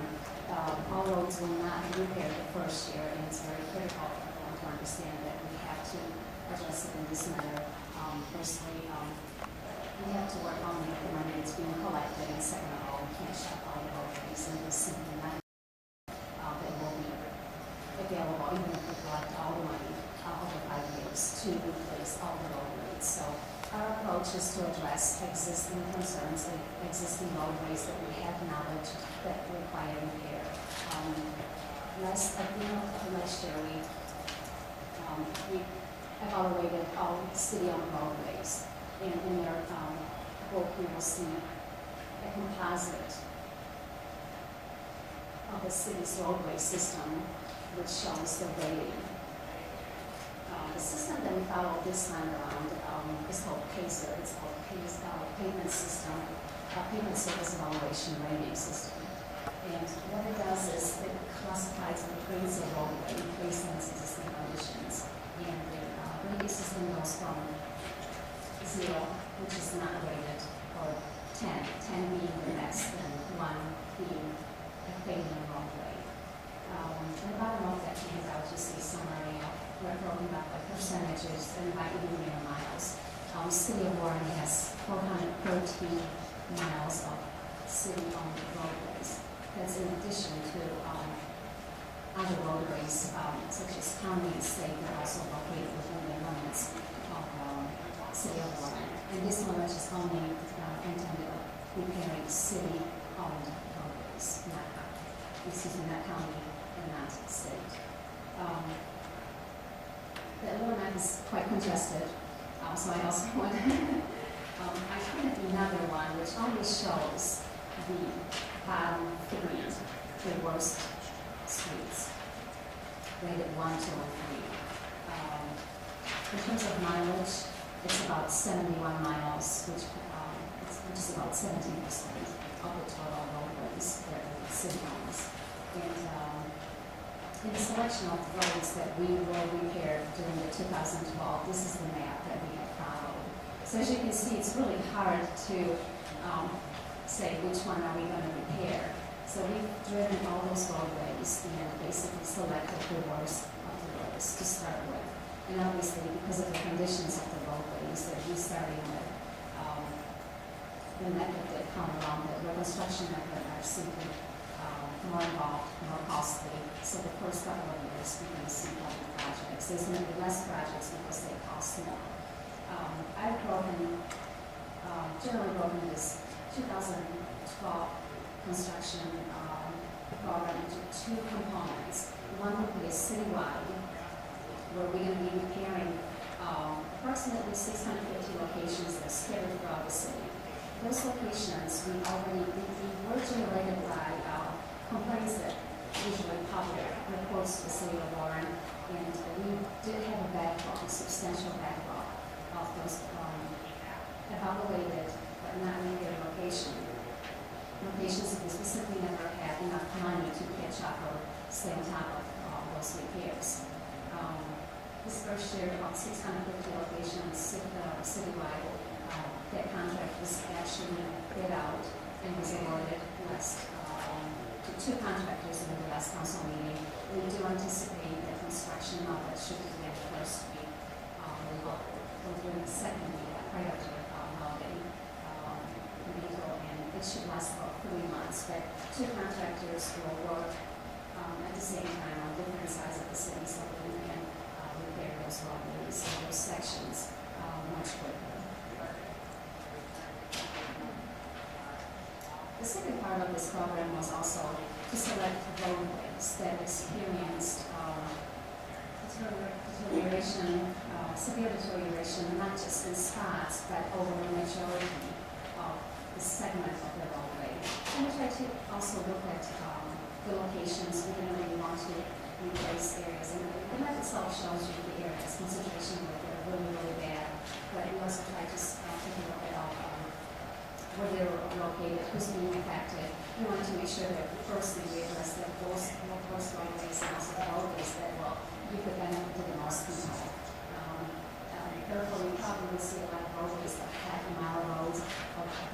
residential areas, rated as half mile roads.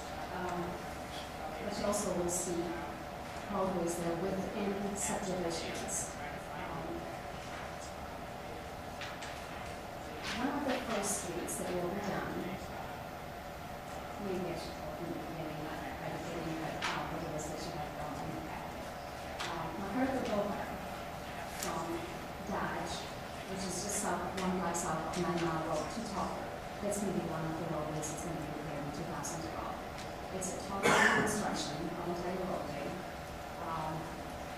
And it should begin sometime around June. And the reason that it's going to start on that time is we wanted to accommodate the school. There's 3 school strategies into it, and we wanted to time it with the school side, so we can shut down the street and hopefully the repairs right in time when the school reopens. Second of the streets that we selected is the 9 Mile Road. It only pertains to the one of the lanes, the westbound north lane of 9 Mile Road. It is in the stress of disrepair. It is city-owned. We have to repair. We've got an enormous amount of complaints pertaining to the condition of the roadways. And it will be a great improvement because it affects a lot of people traveling to the schools, to the fire stations, to the residential areas. So that we can jump on. More than likely, those 2 projects will be bid as one, or will be separately constructed within very close manufacturer. Yes. Currently, funding for that, is that coming from the local? Yeah, why don't you do that?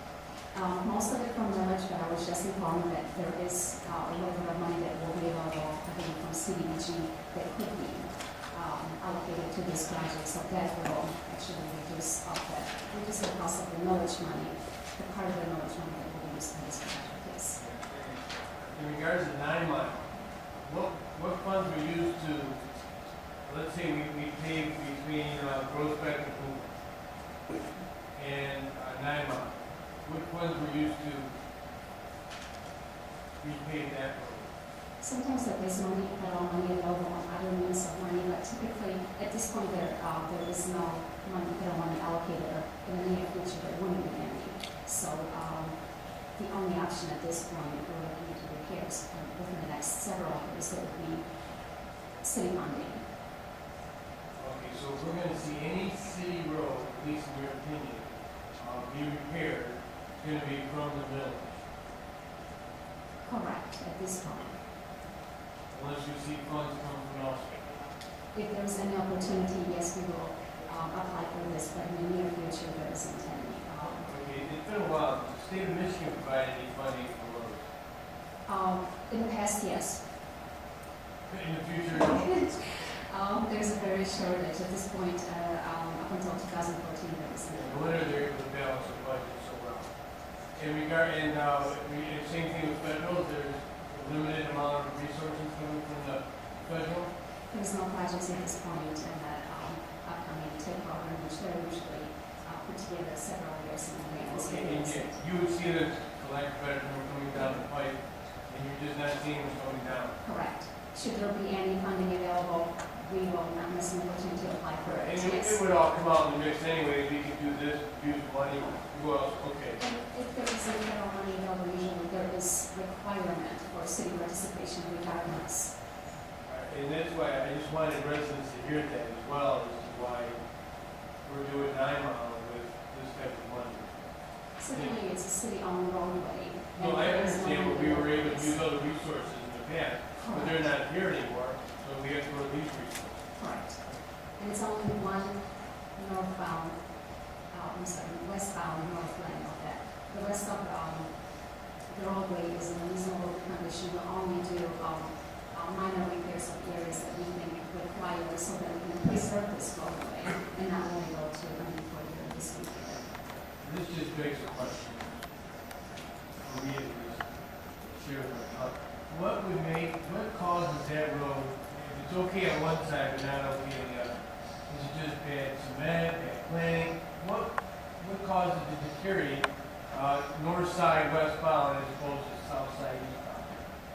There could be a lot of factors, and I'm not very issue was looked into many, many times because it's very puzzling what will happen.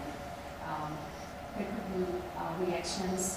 We've had over in Michigan itself, we had a lot of issues in the mid-1990s with started resurfacing, and it's related to the reaction of the materials that are present in the mix, and they just break down and it usually develops around the joint areas, but you might have a mix of concrete materials that were put together, and all of a sudden, not only the joint areas, but the entire thing just fails quickly. And as you can see, this entire project was constructed at the same time, but it almost was like. I know how to So there could be several issues put together, but it's not only this job that is. I mean, we still got to fix it, but it's just kind of interesting to know though, what may have caused it, and you believe that would be the installation, or the product, or There could be a lot of factors or variables that could have been put together, and it's just created that situation, but it cannot be attributed to one individual component, such as installation it's just a mixture of everything. Another project that we're really looking forward to doing is Warner between Common and 14 Mile Road. It's a half a mile road, densely populated residential homes, and it fell in the Smithfield area of Smithfield. So yes, we will be removing and reconstructing this roadway. Warner between 13 and Common.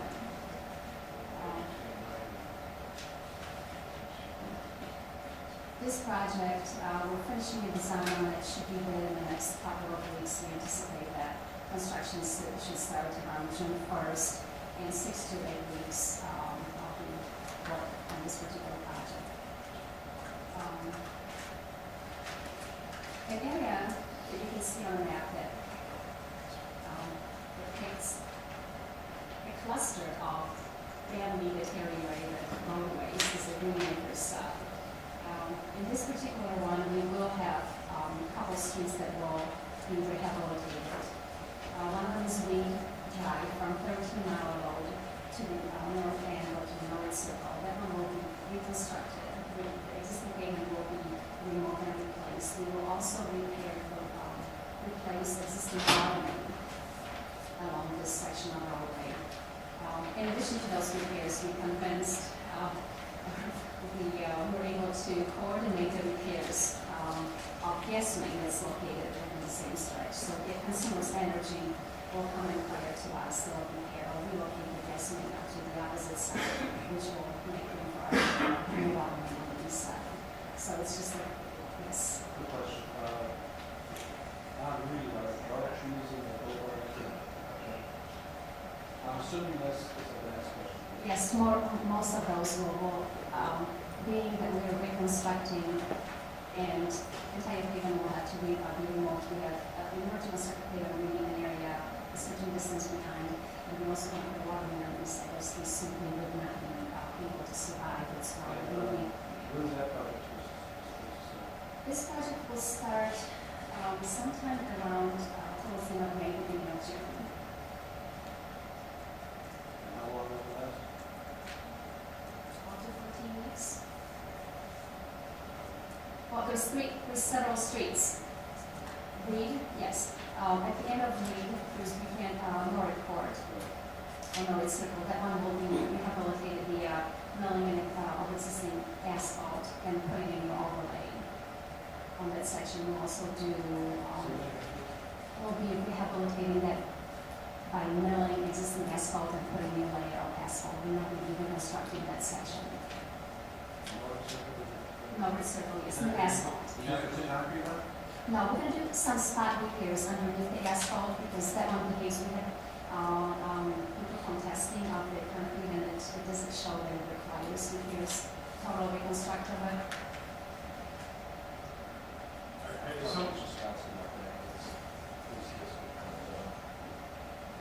Someone's going to talk to Mr. Bowman in regards to what trees are going to be replanted? We already made arrangements for that. We seek the recommendations of what types would be most suitable for this, so that's being already addressed. Are you sent letters out to all the residents saying how they're reception of the street? Clear out your trees? those people are very eager to have the new street put in. They will get notifications prior to, once we determine what we will approximate construction things, but yes, they will be notified of what has been put. We're looking forward to beginning this project. Is the rest of that subdivision be all torn out and re-concrete, so Not necessarily. We're trying to, yes,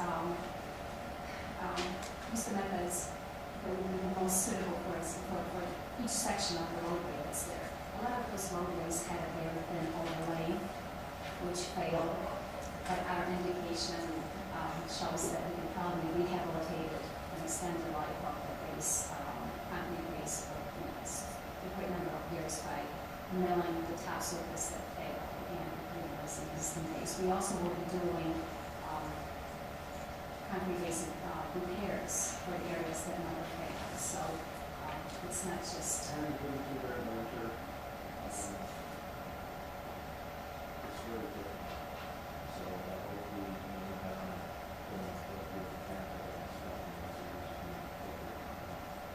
It certainly will be. We're looking at each section closely, and we would not do a rehabilitation method that's not appropriate for the condition of this existing street.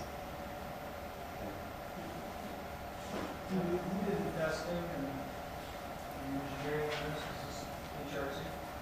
Now, our current testing consultant, geotechnical consultant is NTH, and we have performed those services for us.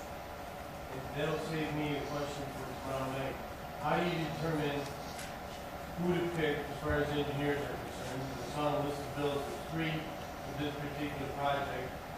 And who has the authority to pick and choose which engineers for what project? We have currently two consulting engineers that specialize in design, and that we HRC and WCC. We try to work out balancing, squaring I saw another one on the list of bills or something. Okay. NTH, which is the testing consultant. I know, NCH and AEW, I thought there was a third. HRC. HRC. So there are 3. HRC and AEW. I might have misspoken. Oh, okay. I NTH know there's a third, but I'll Yes. look at it tomorrow. Okay, thanks. But you have that authority then, you pick and choose. I do. The contract is, the contract that was executed with those findings is the city engineer. To select this standard. As part of, there's 3 streets in the Green Acres. We know it in the last one is Buchanan. Buchanan is going to have an excess of repairs. The section between Reed and Blair is going to be reconstructed similar nature as the section between Blair and Lion Circle West will be resurfaced. This is possible. One of the last ones, but not the last one, streets that will be rehabilitated is Stevens Road. Stevens Road between Ryan and Mount. This particular roadway actually will have a combination of 2. We will be reconstructing section between Ryan and Cunningham. Between Cunningham and 250 feet west of Mount, we will be doing joint and patch repairs. And between Mount and 250 feet west of Mount, we will be reconstructing the existing playground. This particular project, we just received the bids, and we anticipate the construction of this project repair project will happen sometime around May, beginning of May, and the project should last about 45 days. And the last one on my list for 2012 is rehabilitation of I-Lane between Warren Wheeler and Desmond, between I-Lane to approximately 700 feet south. And that particular roadway will undergo a complete reconstruction with some minor drainage and handicap improvements.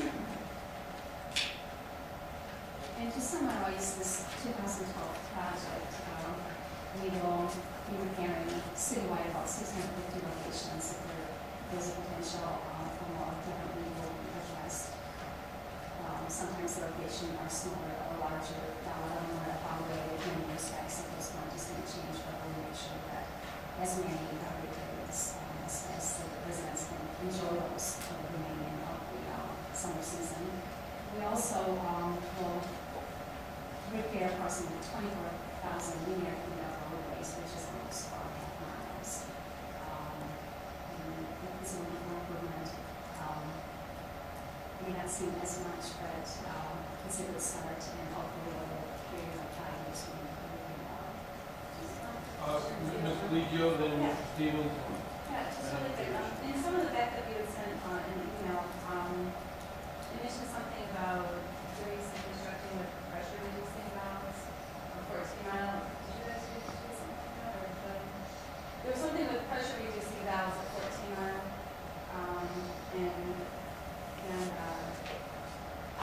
and so, yeah, okay,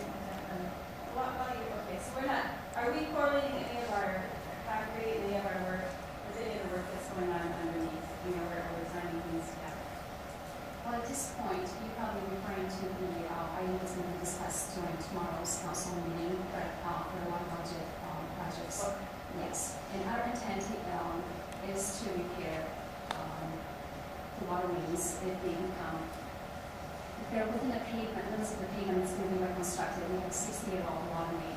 It is reasonable to repair it, otherwise we'll have to come back and we're evaluating each street as we come. In this particular, in 2012, we knew that we had to create it very quickly, so we saw the roadways that we knew that the water mains were fairly recent. There was one record of a great number of breaks, so we addressed both issues at the same time. Stevens Road is the only project where we're removing about 575 linear feet of existing water main that would have been located within the limits of that pavement, which we're going to be rehabilitating. We're just going to take it out and move it outside in the belt area so that we have a new pavement and new water main. So we're not facing situations where all the water main breaks, we have to break the newly installed pavement. Now this, I'm sorry, Mr. Stevens. Two questions here. As you remember, 9 Mile, we had quite a problem last phase of that project. As far as traffic control, we completely closed down, or it was only one way. Access into some of these areas, specifically the subdivision of Reed Street. Now, is Reed Street going to be open, or are these residents going to be forced to park away from their house and have to walk, or? We're not going to be shutting down the subdivision. We haven't finalized the traffic control plans and staging because it's a big project, and we are aware of possibility of issues with parking. It's very densely populated, a lot of residents. We're going to be doing half a street at a time, so residents will have access to the properties, but more than likely they will be directed to go either north or south, but that hasn't been finalized at this point, so I won't be able to comment to one or the other, but they will have access to their properties at all times. Okay. And the other part of the question, or other question that I had was, something on my house. The question I have is what? No, go ahead. Okay. Real quickly, so basically, the map you gave us with the evaluation of 1, 2, 3, these red areas are going to be fixed in one way, shape, or form. The blacks, the browns, and the white ones will be the severity of it. The darker is the more severe it is. So we're starting with the darkest ones, but this only depicts it's a rating system, so it doesn't necessarily mean the entire street is beyond, it's just those sections. But those are, it gives you an overview of which streets we will be attacking first because of the severity. Typically, streets rated 4, which is not shown on this summary, are streets where we can do patch or concrete section repairs, and we will have a program, we do have a program in place that 7 sections a year. We'll go through each street and evaluate for additional sections repairs within those streets that were rated for, which is beyond, it doesn't need a complete reconstruction of the entire street, it's only here and there, and that would improve the overall condition of those streets. So if it's marked as red on here, it's going to be attached sometime this year. No, not necessarily. There could be spot repairs in those red ones, but they're not going to be completely reconstructed. We're seeing more streets than the one that we know. Those streets probably will be the first ones over a period of time that will get attention and repairs.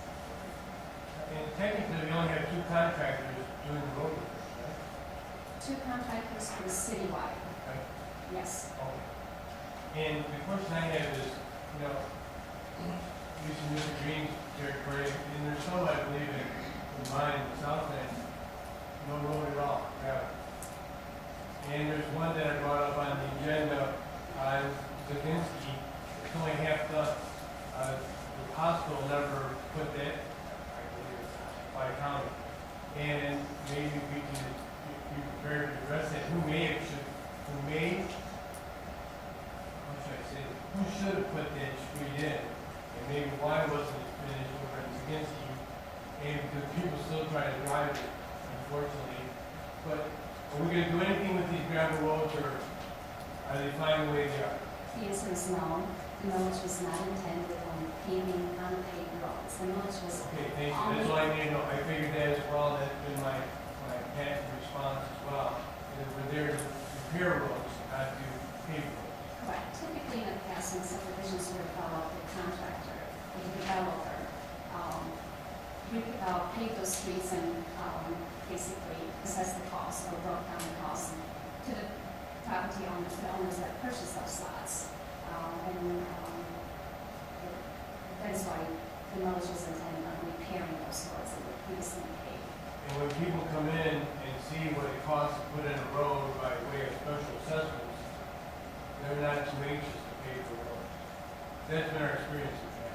Correct, it's substantially more for special assessments. Anybody else have any questions? I remember my second part of my question there.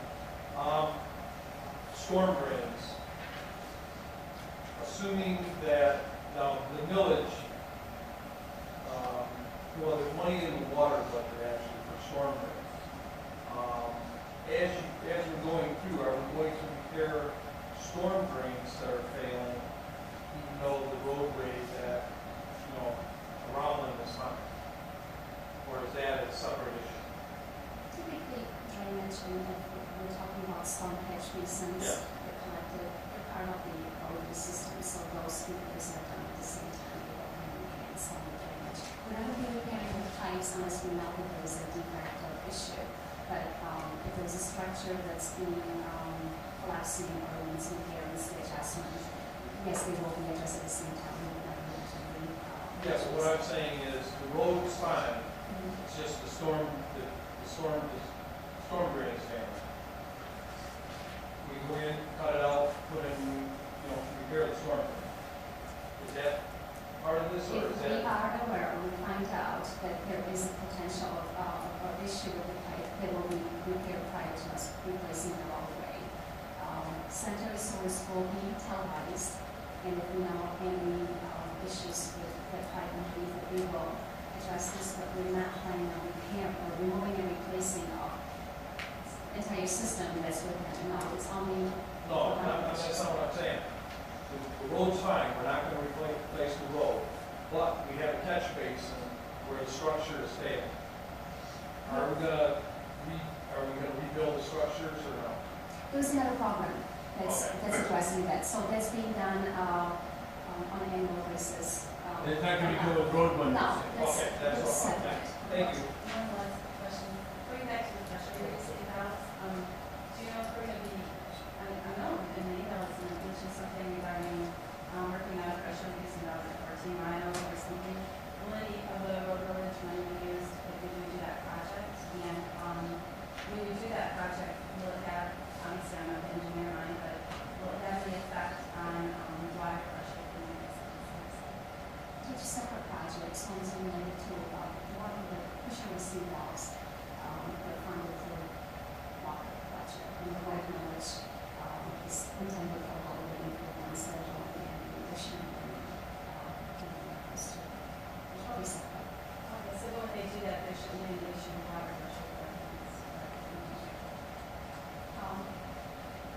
servicing dogs are to help out to control the pressures inside the lymph system, but it should not affect the RCA factor, which should make it better. Correct, no one will have any reduced, obviously, water pressure. They won't be able to tell the difference in the shower, in the toilets or something. Because I've had different answers when I've asked that in the past, that's why I was just asking, being at the north part of the city, I've had some different answers, I was just asking. Thank you. And, you know, you bring it up, like, Tom Polakowski indicates he's putting those in all over, and they supposedly have not made that much of a difference in the water pressure. They made a huge difference in those pipes not breaking. And we had tough weather, especially as indicated, weather was really tough this year because of that. And those pressure relief also did it. Well, I think they already did the first step was done by the South Community, correct? They did part of it, but when they did the second part, I was just curious, you know, as it reduces it, you know, body load, you know, you get reduced coming from the main source, I just was curious. That's all. Because I already see a slight difference. I'm at 14 around, and I did see a very slight difference, but another slight difference might be agitating. That's all. I was just asking. Thank you. Anybody else on the council? Okay, we're going to go to audience participation. Some of them don't without me. So I am more frustrated.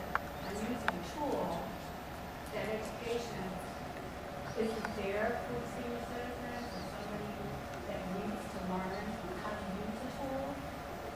And it sounds like the tool is one-sided and it benefits more the city needs than the citizens' needs. And when a citizen has a need that's opposite of what the city is using it for, let's say I make a complaint against the city regarding the charter violation. And will that help me out to get it looked at correctly? And since the law is the law, the enforcement is on both sides of the code. It's not just the citizen that has to listen to the code of ordinances. I believe the legislative body is responsible, the mayor is responsible. Justice and fairness should be on both sides. So a complaint is not just a one-way street in my opinion. Answers back to the citizen who writes letters, no response. For example, water department, utility company, no response. Went to Macomb County, had the same attitude. Why would the city put anything in your home that you think is dangerous? No response. I had to go to the state of Michigan. Attorney General. I'm taking this serious. If you can tell me as a citizen, you took my water off the meter, the law is the law. I own property. I pay taxes. And this is a serious issue that hasn't been addressed. And it's been going on for a long time. I'm frustrated. Every day I check to make sure the water's not turned off. But it's not a way to live in the community. And I'm disappointed that Dr. Beal's not here. He's in my district. He promised me he would get the information for me, and he failed. I even had a good conference with the attorney. Macomb County told me he has a wonderful brand, outstanding credentials. But I'm disappointed, no answer. So now I'm forced to read the charter, try to be an attorney myself, understand what they're saying, because some of them are very iffy, not clearly written. We should start first with the charter and clean it up a little bit, clean it clear and fair. If you give me a complaint, I will file the request, do what I'm supposed to do. That's work to be done in the community. That's city working with the citizens. Citizens working in the community, the church working in the community, helping making it a better place to live. And everybody should be in a win-win situation, and let's be a happy community. One bad apple, what? to be put into the other apples, spoils the apple. So I have a bad apple, I have a complaint, and I'm not being heard, and I'm very frustrated. And that's what. Thank you. Anybody else like to speak? Good evening, Council. Tomas Bond, resident district two of the city of Warren. First, I'm still trying to locate the City Hall atrium conference room. Because last time I checked, the name of this room is the Warren Conference Center. So, whenever anyone can find where this room actually is, I'd be more than happy to go there. First of all, I'd like to report some blight in the city of Warren. Safe and clean city signs. Apparently we don't have a safe and clean city according to what we saw this evening. So I guess those signs are blight because they're not true. Sergeant at Arms, I don't see one in the room right now. Thought it was supposed to be a representative from the police department. The only representative from the police department that was here showed up 16 minutes late and left about an hour ago.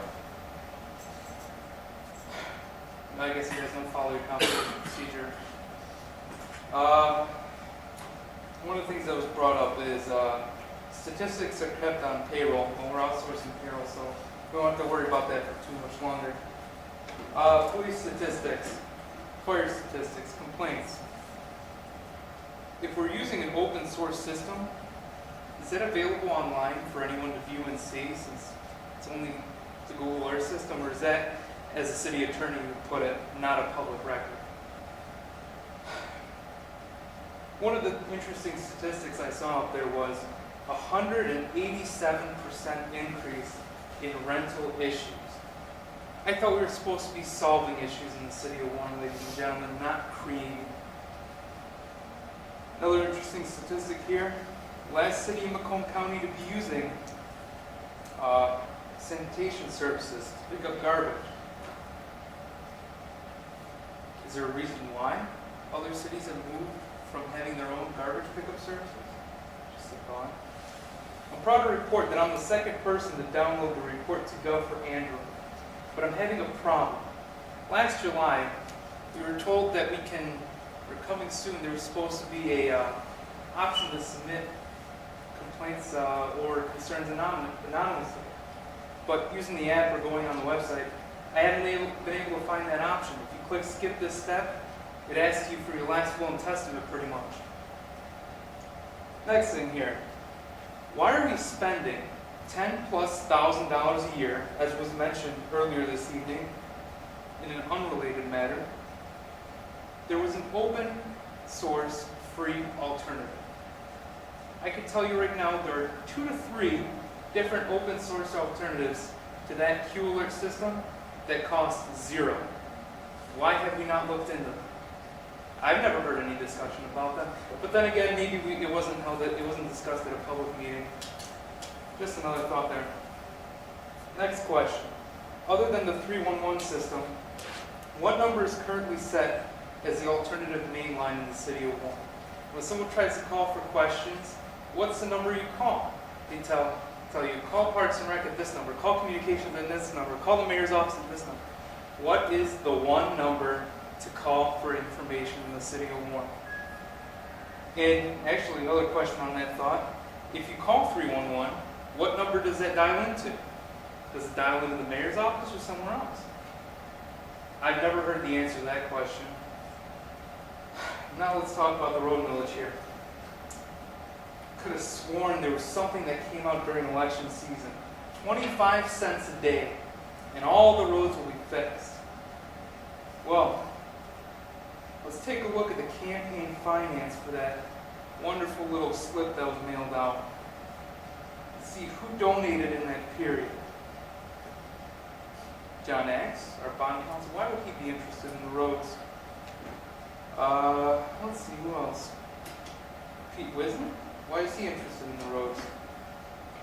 Robert Booth? Why is he interested in the roads? Ben Neighbors? Why is he interested in the roads?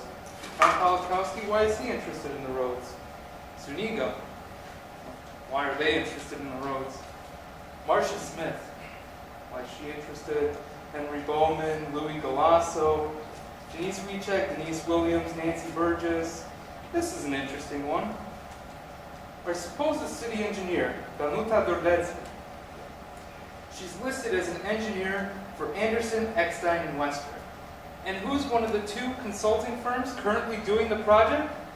Anderson, Eckstein, and Wester. Do you guys not see any kind of conflict of interest that exists there? Because I definitely see one. Jerry Green, large simoleon. Oh, James Biernet, you donate $250 to this one. Retired, City of Warren. You're sitting right here, so you must not be retired from the City of Warren. Denise Williams, Rob Nalzick, William Gamble, P&S Incorporated. Oh, that's at a residential address. All right, let's see. Next thing here. FOIA appeal tomorrow evening. Usually I receive a letter that says to come and represent my best interests. Today I didn't receive that letter. I just got an agenda with something highlighted. I guess City Council doesn't believe anyone should represent their best interests. But it's all right. I guess we don't have an open and transparent government. Lastly, how can you have an open meeting when the doors right outside these walls are locked? No one can get in. How does that exactly work? Thank you very much. Have a great day. Anybody else from the audience? Motion to adjourn by Mr. Green. Support. Support by Mr. Warner. All in favor, say aye. Aye. Anyone opposed? Voting passed unanimously. We are adjourned.